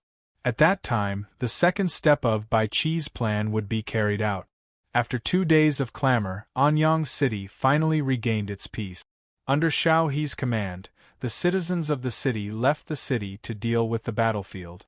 They buried the corpses, collected the weapons, armor, horses, siege equipment and rations, etc. Looking at the mountain of corpses and the sea of blood outside the city, the aristocratic families of Anyang looked at the Qin army with fear. Their originally restless thoughts were completely extinguished, and they did not dare to think about it anymore. After the battle ended, Ouyang Shuo returned to his room to meditate, and did not see anyone. Everything in the city was left to Shao He and Bai Hua. Outside Jiuan City, after Ingbu left, Xiang Yu equipped his spear and prepared to fight generals. Xiang Yu was a martial arts genius, and he was proficient in saber, spear, sword, and halberd. The spear was the moon-seizing spear, the sword was the Son of Heaven's lightning sword, and the halberd was the heavenly dragon city breaker. Because it was a general fight, Xiang Yu chose the moon-seizing spear. The news of the general contest had already spread throughout the army. Outside Thornplain City, there was a large empty space. Eli, Zhang Liao, Qin Qiong, and Wang Bei also dressed neatly and led their troops out of the city. The 5 generals came from different dynasties, spanning more than 1,600 years. Wu Lai belonged to the Shang dynasty, Wang Xi belonged to the Warring States period, Xiang Yu belonged to the Qin dynasty, Zhang Liao belonged to the Eastern Han dynasty and the Three Kingdoms, and Qin Qiong belonged to the Sui and Tang dynasties. This was a true battle that transcended time and space. On both sides of the drill ground, the soldiers of the 2 armies lined up in battle formations and cheered for their generals. In addition to shouting, the 2 sides also beat war drums at the same time to cheer. Fighting generals in the army was the most hot-blooded. Which man on the battlefield didn't want to kill the enemy under the gaze of millions of people? Even before the show began, the atmosphere in the venue was already burning. The shouts spread far and wide, echoing endlessly in the valley. Bai Qi stood atop the city wall with a calm expression on his face. Zhang Han and the other lords were seated by his side. After a while, Xiang Yu rode Blackhorse into the drill ground. As soon as he appeared, there was a burst of cheers. After more than 10 days of fierce battle, Xiang Yu's prestige in the anti-Qin volunteer army was rising. Before this, the vassal army was only forced to obey Xiang Yu's command because of the situation. Now they were willing. It couldn't be helped. The River East warriors led by Xiang Yu were too powerful. Killing generals, seizing flags, seizing cities, and seizing territory, none of them was a problem. Under Xiang Yu's leadership, this was an invincible iron army. At this moment, 3,000 River East warriors were lined up at the forefront of the volunteer army to support their commander. In the eyes of the River East warriors, Xiang Yu was their invincible god of war. On the opposite side, Eli was dissatisfied that Xiang Yu's appearance had attracted such cheers. Behind the 4 valiant generals were their elite troop. The ones who came to support Eli was the Mountain Barbarian Heavy Infantry Brigade. This iron wall was incomparably dazzling in every battle. Some people already called this army the Wall of Mountains and Seas. With their presence, the position would be as solid as a rock. Even the River East warriors would be defeated if they encountered the position guarded by the Mountain Barbarian Heavy Infantry Brigade. The Mountain Barbarian Heavy Infantry Brigade was the earliest infantry brigade in Shanghai City. Its individual combat strength was comparable to the Imperial Guard, and it could even contend with the Featherwood Guard. This was a true trump-card force. Standing behind the three generals, Zhang Liao, Qin Xiong, and Wang Qi, were the trump-card forces of Lingxi City, Xuanlong County, and Fallen Phoenix City. Unlike Shanghai City, the three generals were the top generals in their respective territories. Naturally, they were treated differently. Bai Hua and the others could not wait to invest the best resources in them. An earth-shattering battle was about to break out. To be continued. Chapter 425. With the deafening sound of war drums, the battle officially began. In front of the formation, Xiang Yu sat astride the dark demon horse and held the Overlord's spear in his hand. He looked extremely domineering, as if he was looking down on everyone in the world. Amidst the cheers of the army, Xiang Yu was like a favored child of the heavens. The elegance of the god of war was on full display. Although it was 4 generals against 1 general, they couldn't all attack together. Otherwise, it would be too unsightly. The first person from the Qin army's camp to fight was the strongest general among all the generals, Eli. Eli was wearing a custom-made armor and holding a pair of iron halberds in his hands. The Rakshasa he was riding on was not any inferior to Xiang Yu's dark demon horse. As soon as he appeared, he was greeted with waves of cheers, and the loudest cheers were naturally from the mountain barbarians. The Rakshasa, this extraordinary mount, immediately became the focus of everyone present. "What kind of beast is that?" "I don't know. One look and I can tell he's not easy to deal with." The person is ugly, and so is the mount." "Who are you? Tell me your name." Xiang Yu was even more excited when he saw that the newcomer was brave and courageous.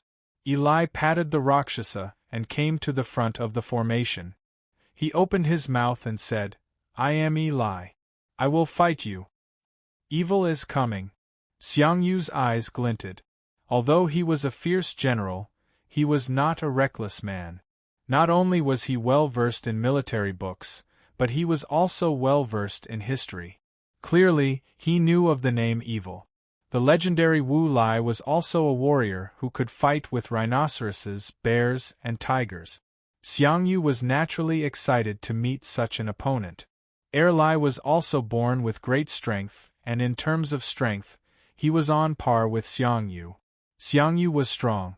Not only was he born with divine strength, but he was also highly skilled in martial arts.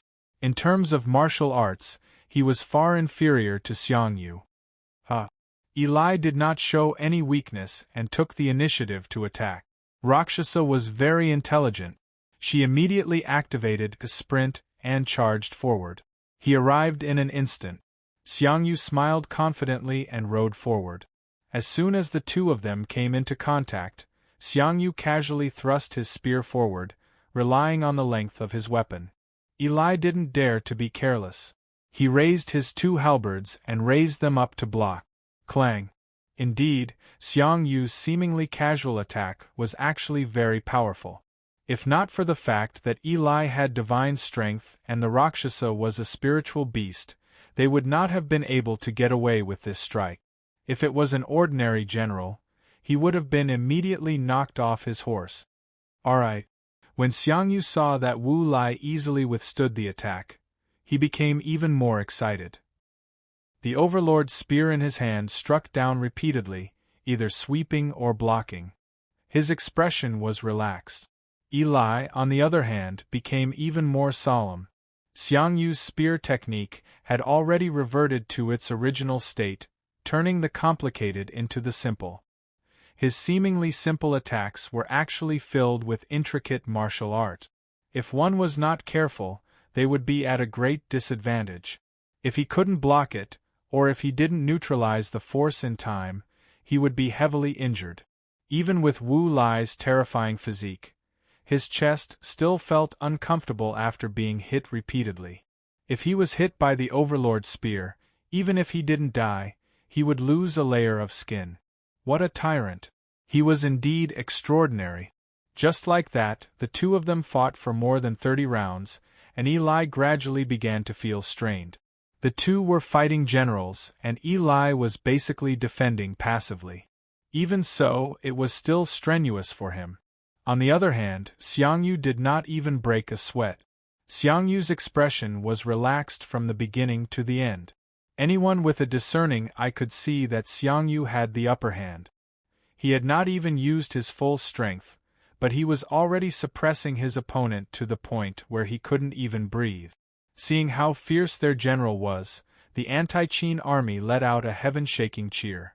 On the other hand, the Qin army was silent. Only the mountain barbarian heavy infantry brigade was still cheering with all their might.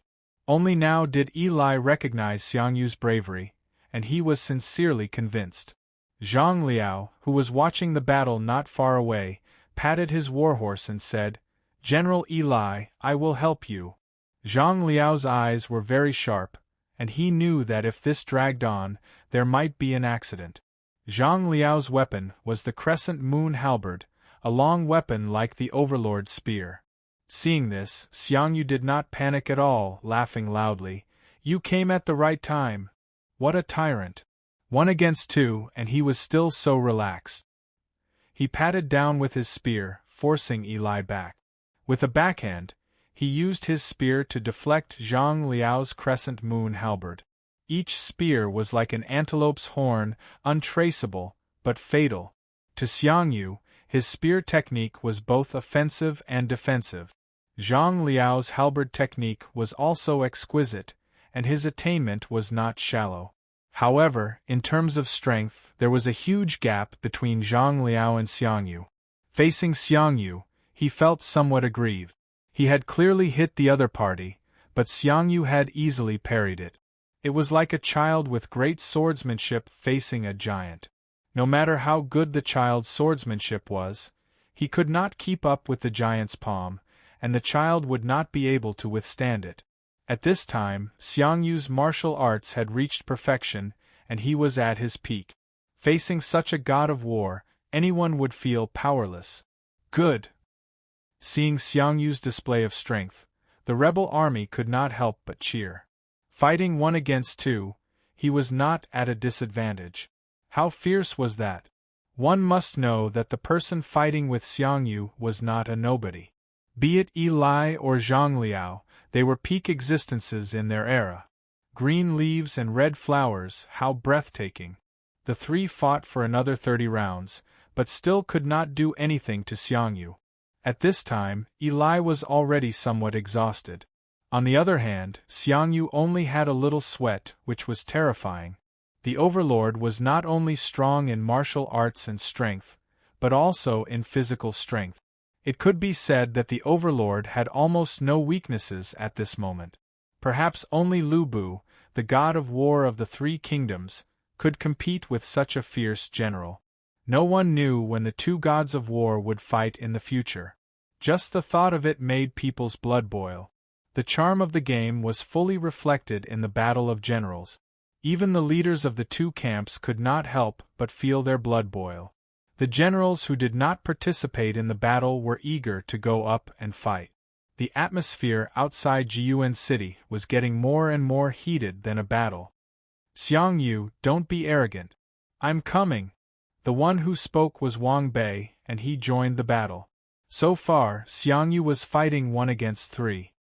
Come on, what's there to be afraid of?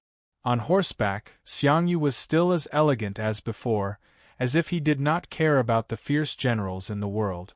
Only the Overlord was qualified to look down on the heroes in the world. The 3 fierce generals, Eli, Zhang Liao, and Wang Bei, formed the 3 talents formation and surrounded Xiangyu in the middle. Xiangyu was not afraid at all. The dark majestic horse was also extraordinary. In the narrow circle, it could move freely, constantly changing its position to cooperate with Xiangyu's attack. The man and the horse were like a whole. The heavy overlord spear was difficult for ordinary people to lift, let alone use it. But in Xiangyu's hands, it was as light as a feather. He could use it easily like a wooden stick. The attacks from the three of them still put some pressure on Xiangyu. Wang Bei was not a nobody.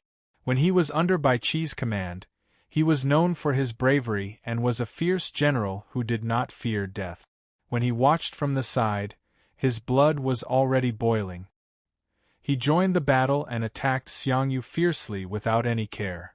If not for Zhang Liao's support, Wang Bei did not know how many times he would have been hit by Xiangyu. How could it be normal for three generals to attack and defend? Xiangyu's expression became much more solemn. These three fierce generals could not be found in the Qin dynasty. It was enough for Xiangyu to have such a battle. This battle had really satisfied the eyes of the soldiers who were watching the battle. Was there a battle of a higher level than this in the world? No. After another 40 rounds of battle, the two sides were still evenly matched. At this time, even Bai Qi had to admit that Xiangyu was not arrogant when he boasted before. He really did have the strength to do so. Seeing that the three of them could not do anything to Xiangyu, the Revolutionary Army's camp was even more jubilant, their cheers thundering. The last general of the Qin army, Qin Qiong, could no longer sit still. He joined the battle. 4 generals against 1 general, a never-before-seen battle that finally took place outside of Jiuan City. Qin Qiong's participation increased the pressure on Xiangyu. Qin Qiong was using a lance, a long weapon among long weapons. His spear technique had also reached perfection. Otherwise, Ouyang Shuo would not have asked Qin Qiong to be the spear technique instructor. Moreover, Qin Qiong was young, energetic, and full of drive. The 4 fierce generals attacked Xiangyu together. Xiangyu's eyes became more and more fiery. The battle had finally forced Xiangyu to use his full strength. The overlord's spear was swung so fast that only afterimages could be seen. One side was still blocking the 2 iron halberds, while the other side suddenly appeared in another direction and collided with Zhang Liao's crescent moon halberd. It was such a shocking scene. The overlord's spear weighed more than 100 kilograms, not a small bamboo pole. With Xiangyu's display of power, the battle reached its climax. The soldiers on both sides let out deafening shouts to cheer for their generals. Shouts rose and fell incessantly. Affected by this, the blood of the 5 generals in the field boiled even more. The influence of the environment on the generals could not be ignored. Even Xiangyu the overlord was filled with excitement at this moment. He was indescribably carefree and satisfied. To him, this battle of generals was even more satisfying than commanding a magnificent army. It was rare for him to meet a suitable opponent. This feeling could not be understood by those who were not on the same path. Ha ha! Xiangyu laughed heartily. The overlord's spear became sharper and sharper. Stimulated by Xiangyu, Eli and the other 3 generals also displayed their martial arts to the fullest. Affected by this battle, Qin Qiong even felt that his martial arts skills, which had stagnated for years, were showing signs of breaking through again. This was what happened when an expert met an expert. This battle was destined to go down in history. Even Bai Qi, who was sitting on the city wall, could not help but focus. He was the one who arranged this battle, but the process was not something he could control. Bai Qi's intention was to use the general battle to stall Xiangyu. Obviously, he had achieved his goal, but the price was a little too high. After this battle, Xiangyu was almost deified in the volunteer army. In the previous battle, the volunteer army had experienced the power of Eli and the other fierce generals. They did not expect General Xiang to be able to fight 1 against 4 and not be at a disadvantage. The entire area outside Jianyuan City was boiling. To be continued. Chapter 426. Thunderous cheers erupted outside Jiuan City. Xiang Yu fought against 4 enemies alone for another 30 rounds. His bravery did not diminish at all. At this moment, Eli was on the verge of being unable to hold on any longer. He was on the verge of defeat. Bai Qi raised his head and looked at the sky. The blazing sun was high in the sky, and it was already noon. Sound the gongs to retreat. General? Zhang Han was taken aback. Retreating at this time was a little unromantic. Bai Qi fell silent. Seeing this, Zhang Han could only give the order to retreat. The moment the order was given, an uproar broke out outside the city. Both sides were dissatisfied. The outcome of this great battle had not been decided yet, so why did they have to retreat? There was nothing they could do about it. No matter how unwilling Zhang Liao and the other generals were, they could only retreat. Eli was the only one who heaved a sigh of relief. Eli was the first to enter the battlefield. He had fought more than 100 rounds with Xiang Yu. Eli felt as if his internal organs had been displaced. Xiang Yu did not give chase. In fact, he was also a little tired. It was hard to say who would emerge victorious if the battle continued.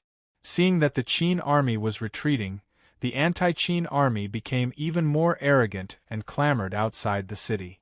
Xiang Yu sat on his ebony horse, enjoying the cheers and worship. 10 minutes later, seeing that the Qin army was avoiding the battle, Xiang Yu lost interest and gave the order to retreat. Just like that, the great battle ended in a hurry, leaving behind many regret. In the afternoon, after the battle, Xiang Yu was exhausted, so he took a good nap at noon. However, his sweet dreams did not last long. At around 3 in the afternoon, a messenger rushed out of the tent in a panic. "Who is it?" The messenger was stopped by a guard. "This is an emergency. I need to report it to the general." "No, the general is taking a nap. We can't disturb him." The battle in the morning had made Xiang Yu's image even more prominent. The guard was naturally proud of him. "It's urgent. We can't delay it." The messenger looked anxious. When the guard saw this, he was in a dilemma. Just as he was at a loss, Xiang Yu's voice came from inside the tent. "Who's making a ruckus outside the tent?" The guard's face paled. He replied shakily, "General, it's the messenger." "General, something bad has happened." The messenger shouted from outside the tent when he saw this. "Impudent!" Xiang Yu bellowed, clearly very displeased. "Forgive me, General. Please forgive me, General." Hearing this, the guards and messengers all knelt outside the tent with terrified expressions. Xiang Yu was a hot-tempered man. If he did not agree with him, he would not be able to avoid a whipping. There was silence in the tent. After a long time, Xiang Yu's voice was heard, "Enter." Hearing that, the messenger walked into the tent and knelt down again. Xiang Yu frowned and scolded, "Why are you so flustered?" General Ingbu lost." "What?" Xiang Yu was shocked. He slammed the table and stood up. "There's a report from the front lines. General Ingbu was ambushed outside Anyang City. His entire army was almost wiped out." Xiang Yu remained silent for a long time. There was a dead silence in the tent. The messenger did not even dare to breathe heavily for fear of disturbing Xiang Yu. "Let's go," Xiang Yu said tiredly. Even the battle in the morning did not make him this tired. Even the overlord had times when he was too weak. "Yes, sir." The messenger scurried out of the tent as if he had been pardoned. Xiang Yu knew what kind of chain reaction Ingbu's defeat would cause. An army of 50,000 had failed to take down Anyang City. Xiang Yu did not doubt Ingbu's ability to lead an army. The only explanation was that Anyang City was a bait set up by Bai Qi all along. How brilliant! As their headquarters, Jiuan City had holed up and attracted all the attention of the volunteer army. However, they had secretly used the inconspicuous Anyang City to set a trap for the volunteer army. With Ingbu's army defeated, Xiang Yu naturally did not have any expectations for the 30,000 mutant army that had arrived earlier. In an instant, Anyang City had devoured 80,000 soldiers. It was terrifying. A huge sense of defeat rose in Xiangyu's heart. If that was the case, then the battle in the morning was just a premeditated show? What a good plan! Had to think that Xiangyu was so full of himself and did not even know that he had fallen into a trap. Xiangyu's heart was filled with endless bitterness. No, I will never admit defeat. Xiangyu's eyes glinted as his fighting spirit soared. The news of Yingbu's army's defeat quietly spread throughout the army. Other than that, the news of Di Chen's army being wiped out also spread like wildfire. The consecutive defeats caused the volunteer army's camp to fall silent. The volunteer army, which was already at a disadvantage in terms of military strength, had lost 80,000 soldiers in an instant. Everyone felt that the future of the volunteer army was beginning to dim. Some of the smarter ones even sensed a hint of danger from the news of Anyang City being occupied. Food. This curse was finally tightly wrapped around the volunteer army's head. Unease shrouded the volunteer army's camp. The jubilation in the morning had completely turned into a joke. In the evening, the defeated Yingbu's army fled back to the camp. Seeing the tragic state of Yingbu's army with their own eyes, the volunteer army became even more uneasy. The entire camp was in an uproar. As for Di Chen's army, they did not have the face to return to the camp after their defeat. No one knew where they were hiding in the wilderness. Han Xian? There was no need to think about it anymore. The moment Yingbu returned, he rushed to Xiangyu's tent to beg for forgiveness. Unfortunately, he could not even enter the main tent. Xiangyu was so furious that he almost slashed Yingbu's sword. Helpless, Yingbu could only kneel outside the tent. That night, Xiangyu summoned all the feudal vassals for a meeting. When the feudal vassals saw Yingbu kneeling outside the tent, none of them looked at him. Some were sympathetic, while others were gloating. Everyone knew how unfavorable the situation was for the volunteer army. Fan Zheng's grain transport team would arrive at Giant Deer in a few days. Once Anyang City was occupied, the volunteer army's grain transport route would be cut off. Such a situation was truly despairing. Inside the main tent, Xiangyu's expression was gloomy. He looked around and said through gritted teeth, "Attack Anyang City at all costs." Yes, sir. All the feudal vassals knew that they were in a hopeless situation. They could only fight to the death. Unfortunately, Bai Qi would not give the volunteer army that chance. The next day, before Xiangyu could make his move, the Qin army in Jiuan City had already turned out in full force. The army got into formation outside the city, eyeing the volunteer army covetously. The Qin army's goal was obvious. They wanted to delay the volunteer army. If the volunteer army dared to attack Anyang City, they would have to face the pursuit of millions of soldiers. After all, Anyang City was guarded by more than 100,000 soldiers. To take down Anyang, they would have to send at least 2 to 3 times that number, or 2 to 300,000 soldiers. The volunteer army did not have an advantage in terms of military strength. If they were to send 200,000 soldiers, how could they withstand the Qin army's attack? Just the thought of it was despairing. For a moment, the volunteer army was in a dilemma. The feudal vassals came up with emergency measures to deal with the situation. At this point, Xiangyu could no longer make a decision. Sending Yingbu's army to attack Anyang City was his decision. Xiangyu had obviously made a mistake in this matter. He had underestimated the Qin army, which led to their defeat. Yingbu knelt outside Xiangyu's tent for an entire night, but he did not get to see Xiangyu. Everyone knew that Xiangyu was the real culprit, but no one dared to say it out loud. Poor Yingbu had become a scapegoat. Hesitation arose in the volunteer army. Time waited for no man. Just as the volunteer army was wavering, Wang Li's main force of 100,000 soldiers arrived at Anyang City. At the same time, the Imperial Guard Corps followed Bai Qi's plan and left Anyang City quietly. They advanced eastward, targeting the grain transport team led by Fan Zheng. The news Fan Zheng received was that the Qin army was trapped in Jiuan City. He did not expect to be intercepted by the Qin army along the way. Facing the Imperial Guard Corps, the grain transport team could only surrender obediently. The grain that the Chu army had painstakingly gathered ended up in the hands of the Qin army and was transported to Anyang City. Even Xiangyu's strategist, Fan Xing, was captured by the Imperial Guard Corps. Ouyang Shua did not think highly of Fan Xing. Compared to Zhang Liang, Fan Xing, as Xiangyu's #1 strategist, was overshadowed. Not only was Fan Xing's political foresight a far cry from Zhang Liang, but he was also inferior in the art of persuading a monarch. Some people said that it was Xiangyu's obstinacy that prevented Fan Xing's plan from being implemented.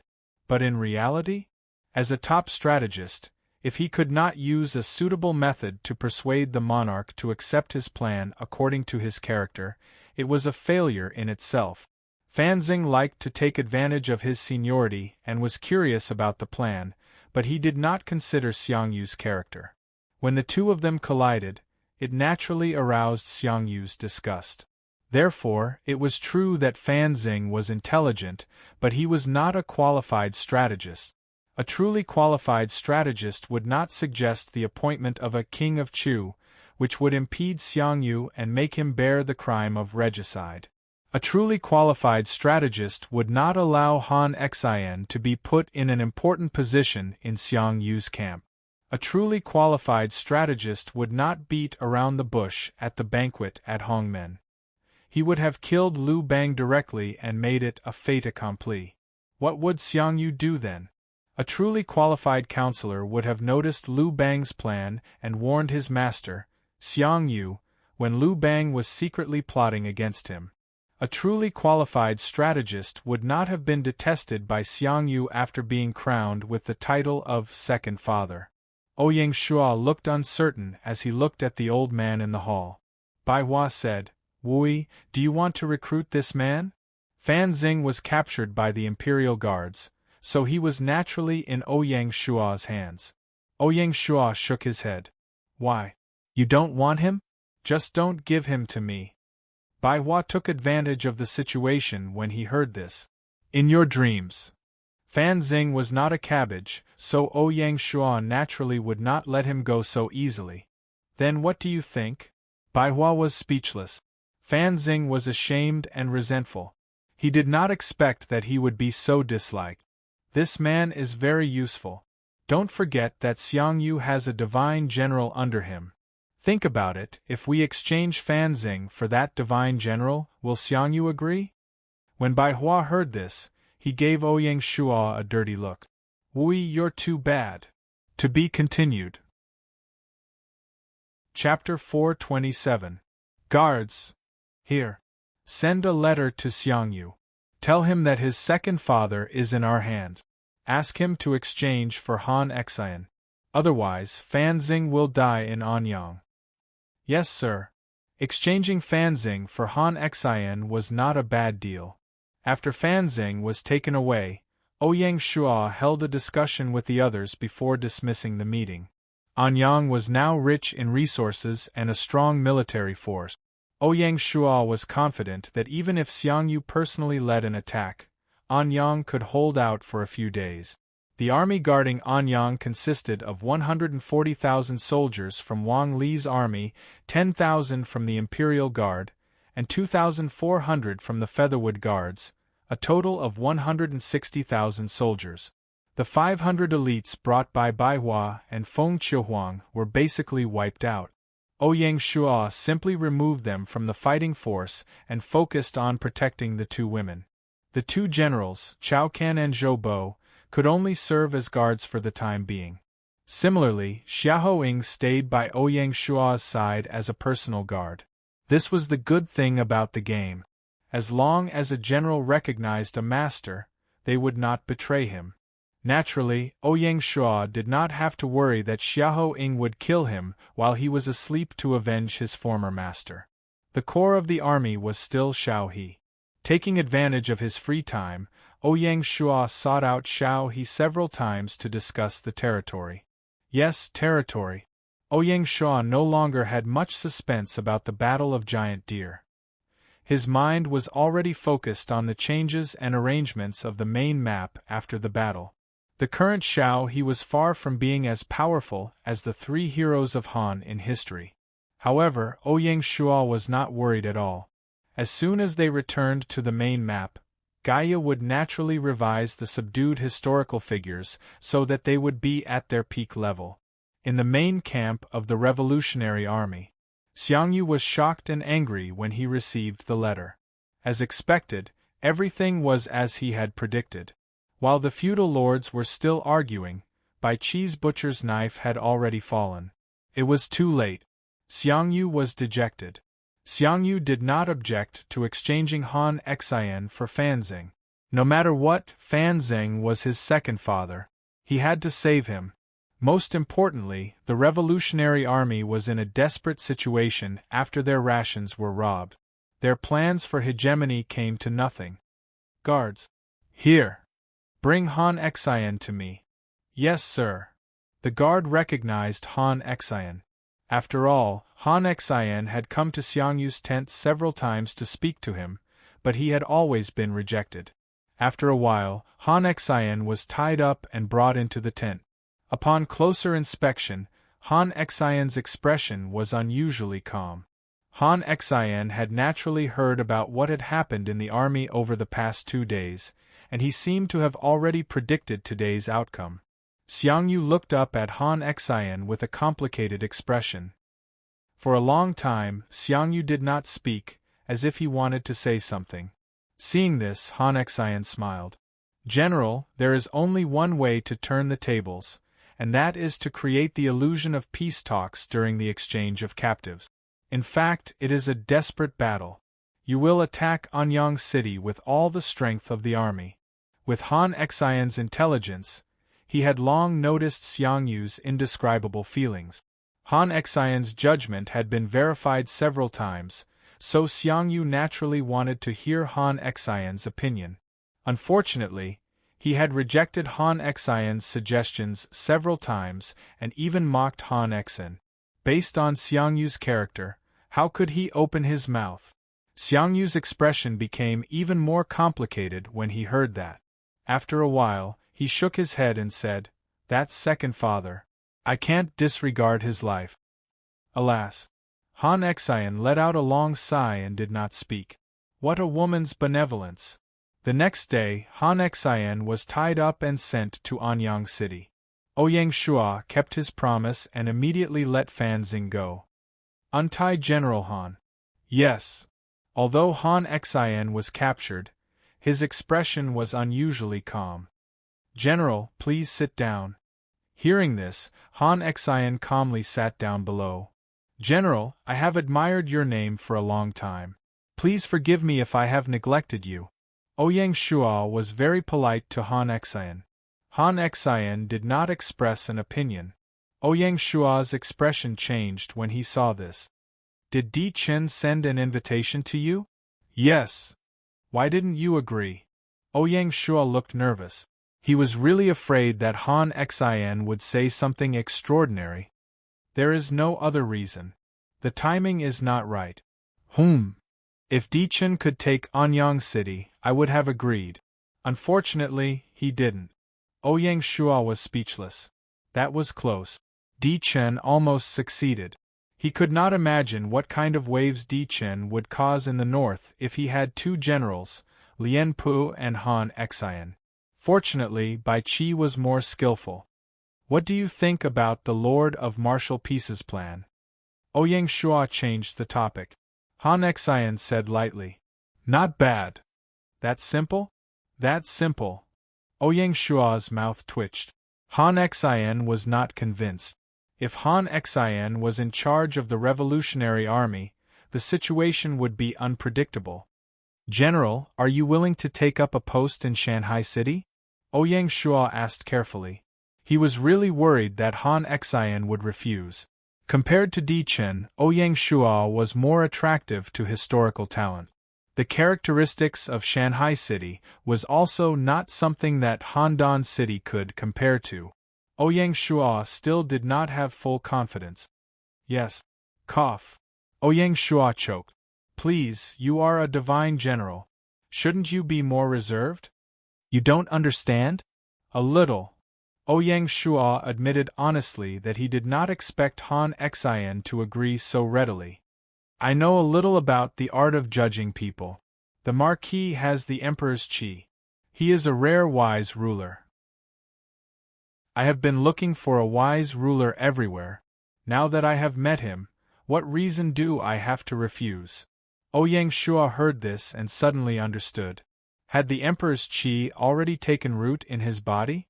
If Han Xian did not say it, Ouyang Shua would not have believed it.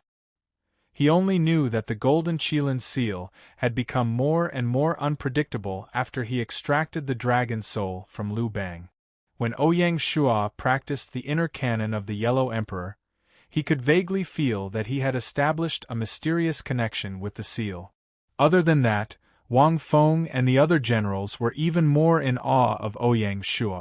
It seemed that all this was the effect of the Emperor's qi. Ouyang Shua's luck and characteristics were undergoing some mysterious transformation. This transformation, because it affected the spiritual level, would also have an interactive effect on reality. It was just that he did not know what kind of state it would eventually become. The difference between Ouyang Shua and Di Chen was vividly demonstrated.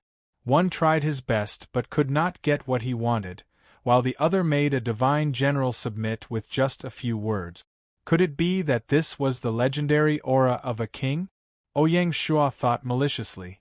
Ouyang Shua was naturally very happy to be able to subdue Han Xian. In this battle, he had won Xiao He in literature and Han Xian in martial arts.